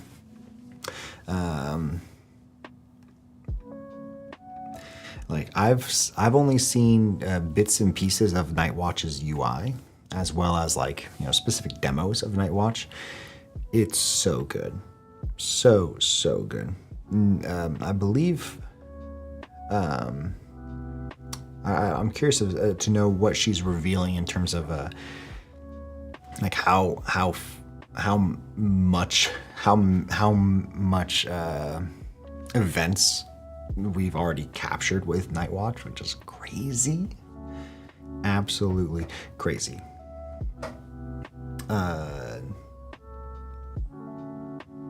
Yeah, Chula says it's been fine except for that low momentary blip. Okay, that's good to know. It's good to know that it was just that little bit. But yeah, I am probably going to call it. Actually, I know we didn't get to do too much, but it was fun just chatting with everyone here, and we were live for around two and a half hours, 2-ish hours. But yeah, thank you all so much for joining, for me getting to show off kind of like the new studio, and it's only going to get better. I have a lot of big plans for just the content that I'm going to create in this place, and also just being able to live stream more. That's the biggest thing. I actually really like live streaming, believe it or not. I don't get to do, I feel like I don't get to make as many videos while I'm live streaming, but I've also played around with the fact of like maybe recording videos while I'm live streaming too. So that way, I don't know, that way I can hang out with you guys in between specific videos, and you get to see the process of me actually recording videos. I don't know if that would be interesting to anyone, or maybe it'd just be a little weird if you see me and I'm doing multiple takes or like researching stuff and coding in between. But maybe it might be something that's valuable. And if anything, it would help me out a lot. Kind of like a little bit of like keeping me accountable while I'm making videos would be really cool to kind of do. But anyways, it would be really cool to maybe make that happen. But the goal of this whole setup, it's overkill, sure, but it also just gives me no excuses to be able to create more content, better content, hang out with you folks, and just create consistently more. That's the whole reason why, I'm calling this studio the Just Create Studios, was because the goal is so I can stand behind this desk. I don't have to touch anything. I just press record or press stream and have fun. Not a Gilbert. Theo does the same thing. Exactly. It's fine. I got to hang out with Theo in San Francisco at a Laravel meetup. He came and hung out and saw the Laravel cloud demo and invited me over to his studio, and I got to talk with him about I hadn't built this yet, and so I was kind of telling him about my ideas and how I was kind of planning on building this out. But yeah, we kind of also chatted about how that might be helpful for me too, to be able to say, like, keep me accountable. Like I like making videos, of course, and I like streaming. And usually, if I'm making more videos, I can't stream. And usually, if I'm streaming, I don't make as many videos. But I might try that. Maybe I'll have 2 days where I'm just making videos while I'm streaming, and maybe I'll have 2 days where I'm just streaming and hanging out with you like this. So maybe like during the day I'll stream and record videos, and in the evening around this time I'll just stream and hang out. We'll see. But yeah, you'll be hearing more of me for sure. Scott et al., you can use that swaying camera for Josh's final thoughts, like in Jerry Springer. Like if I'm just having it like this and I'm talking to you and it looks really cinematic, but then I'm just letting it slide without even looking at it at all.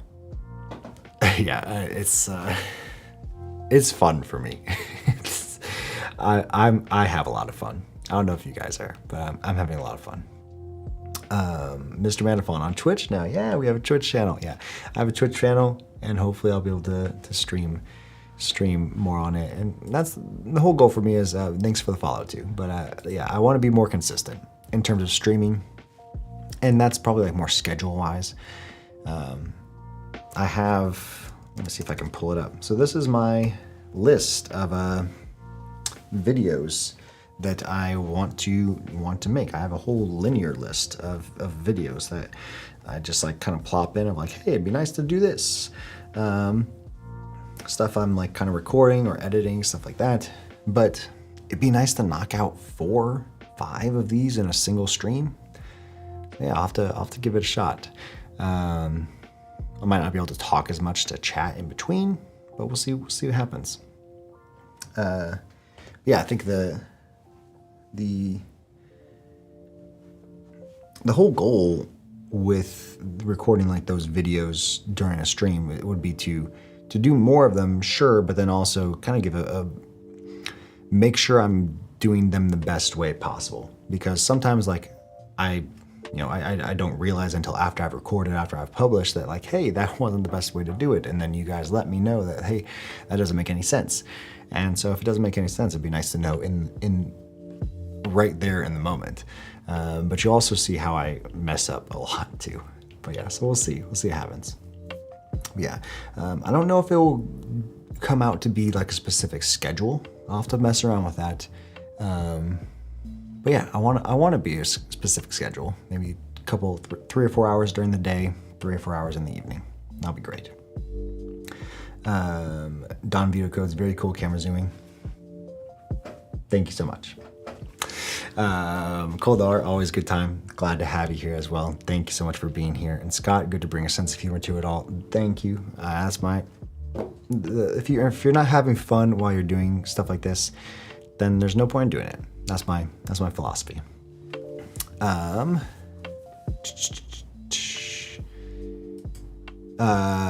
Manafon, yes.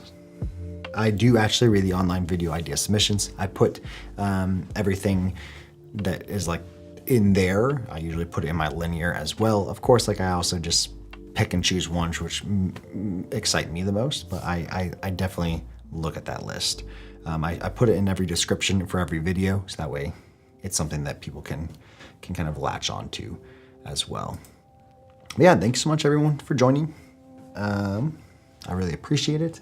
I'm glad that you all were here, and I hope you all have a fantastic evening, morning. Watch the Laracon EU videos.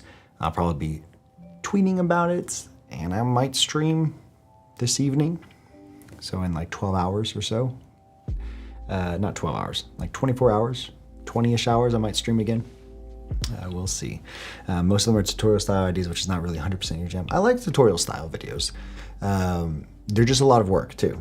So I like the ones that can be in 20-ish minutes of me doing a tutorial, because usually if I'm doing a full tutorial, I want to do a full 4-hour tutorial kind of thing. But that's the idea of also streaming too, is hopefully being able to do more no edits and say, hey, here in this one stream, we're going to build an application from start to finish, and then I'll just have the recording of the stream up on YouTube, and that will be, that will be the tutorial. It won't be flashy or as, concise, but hopefully it would be nice for those moments.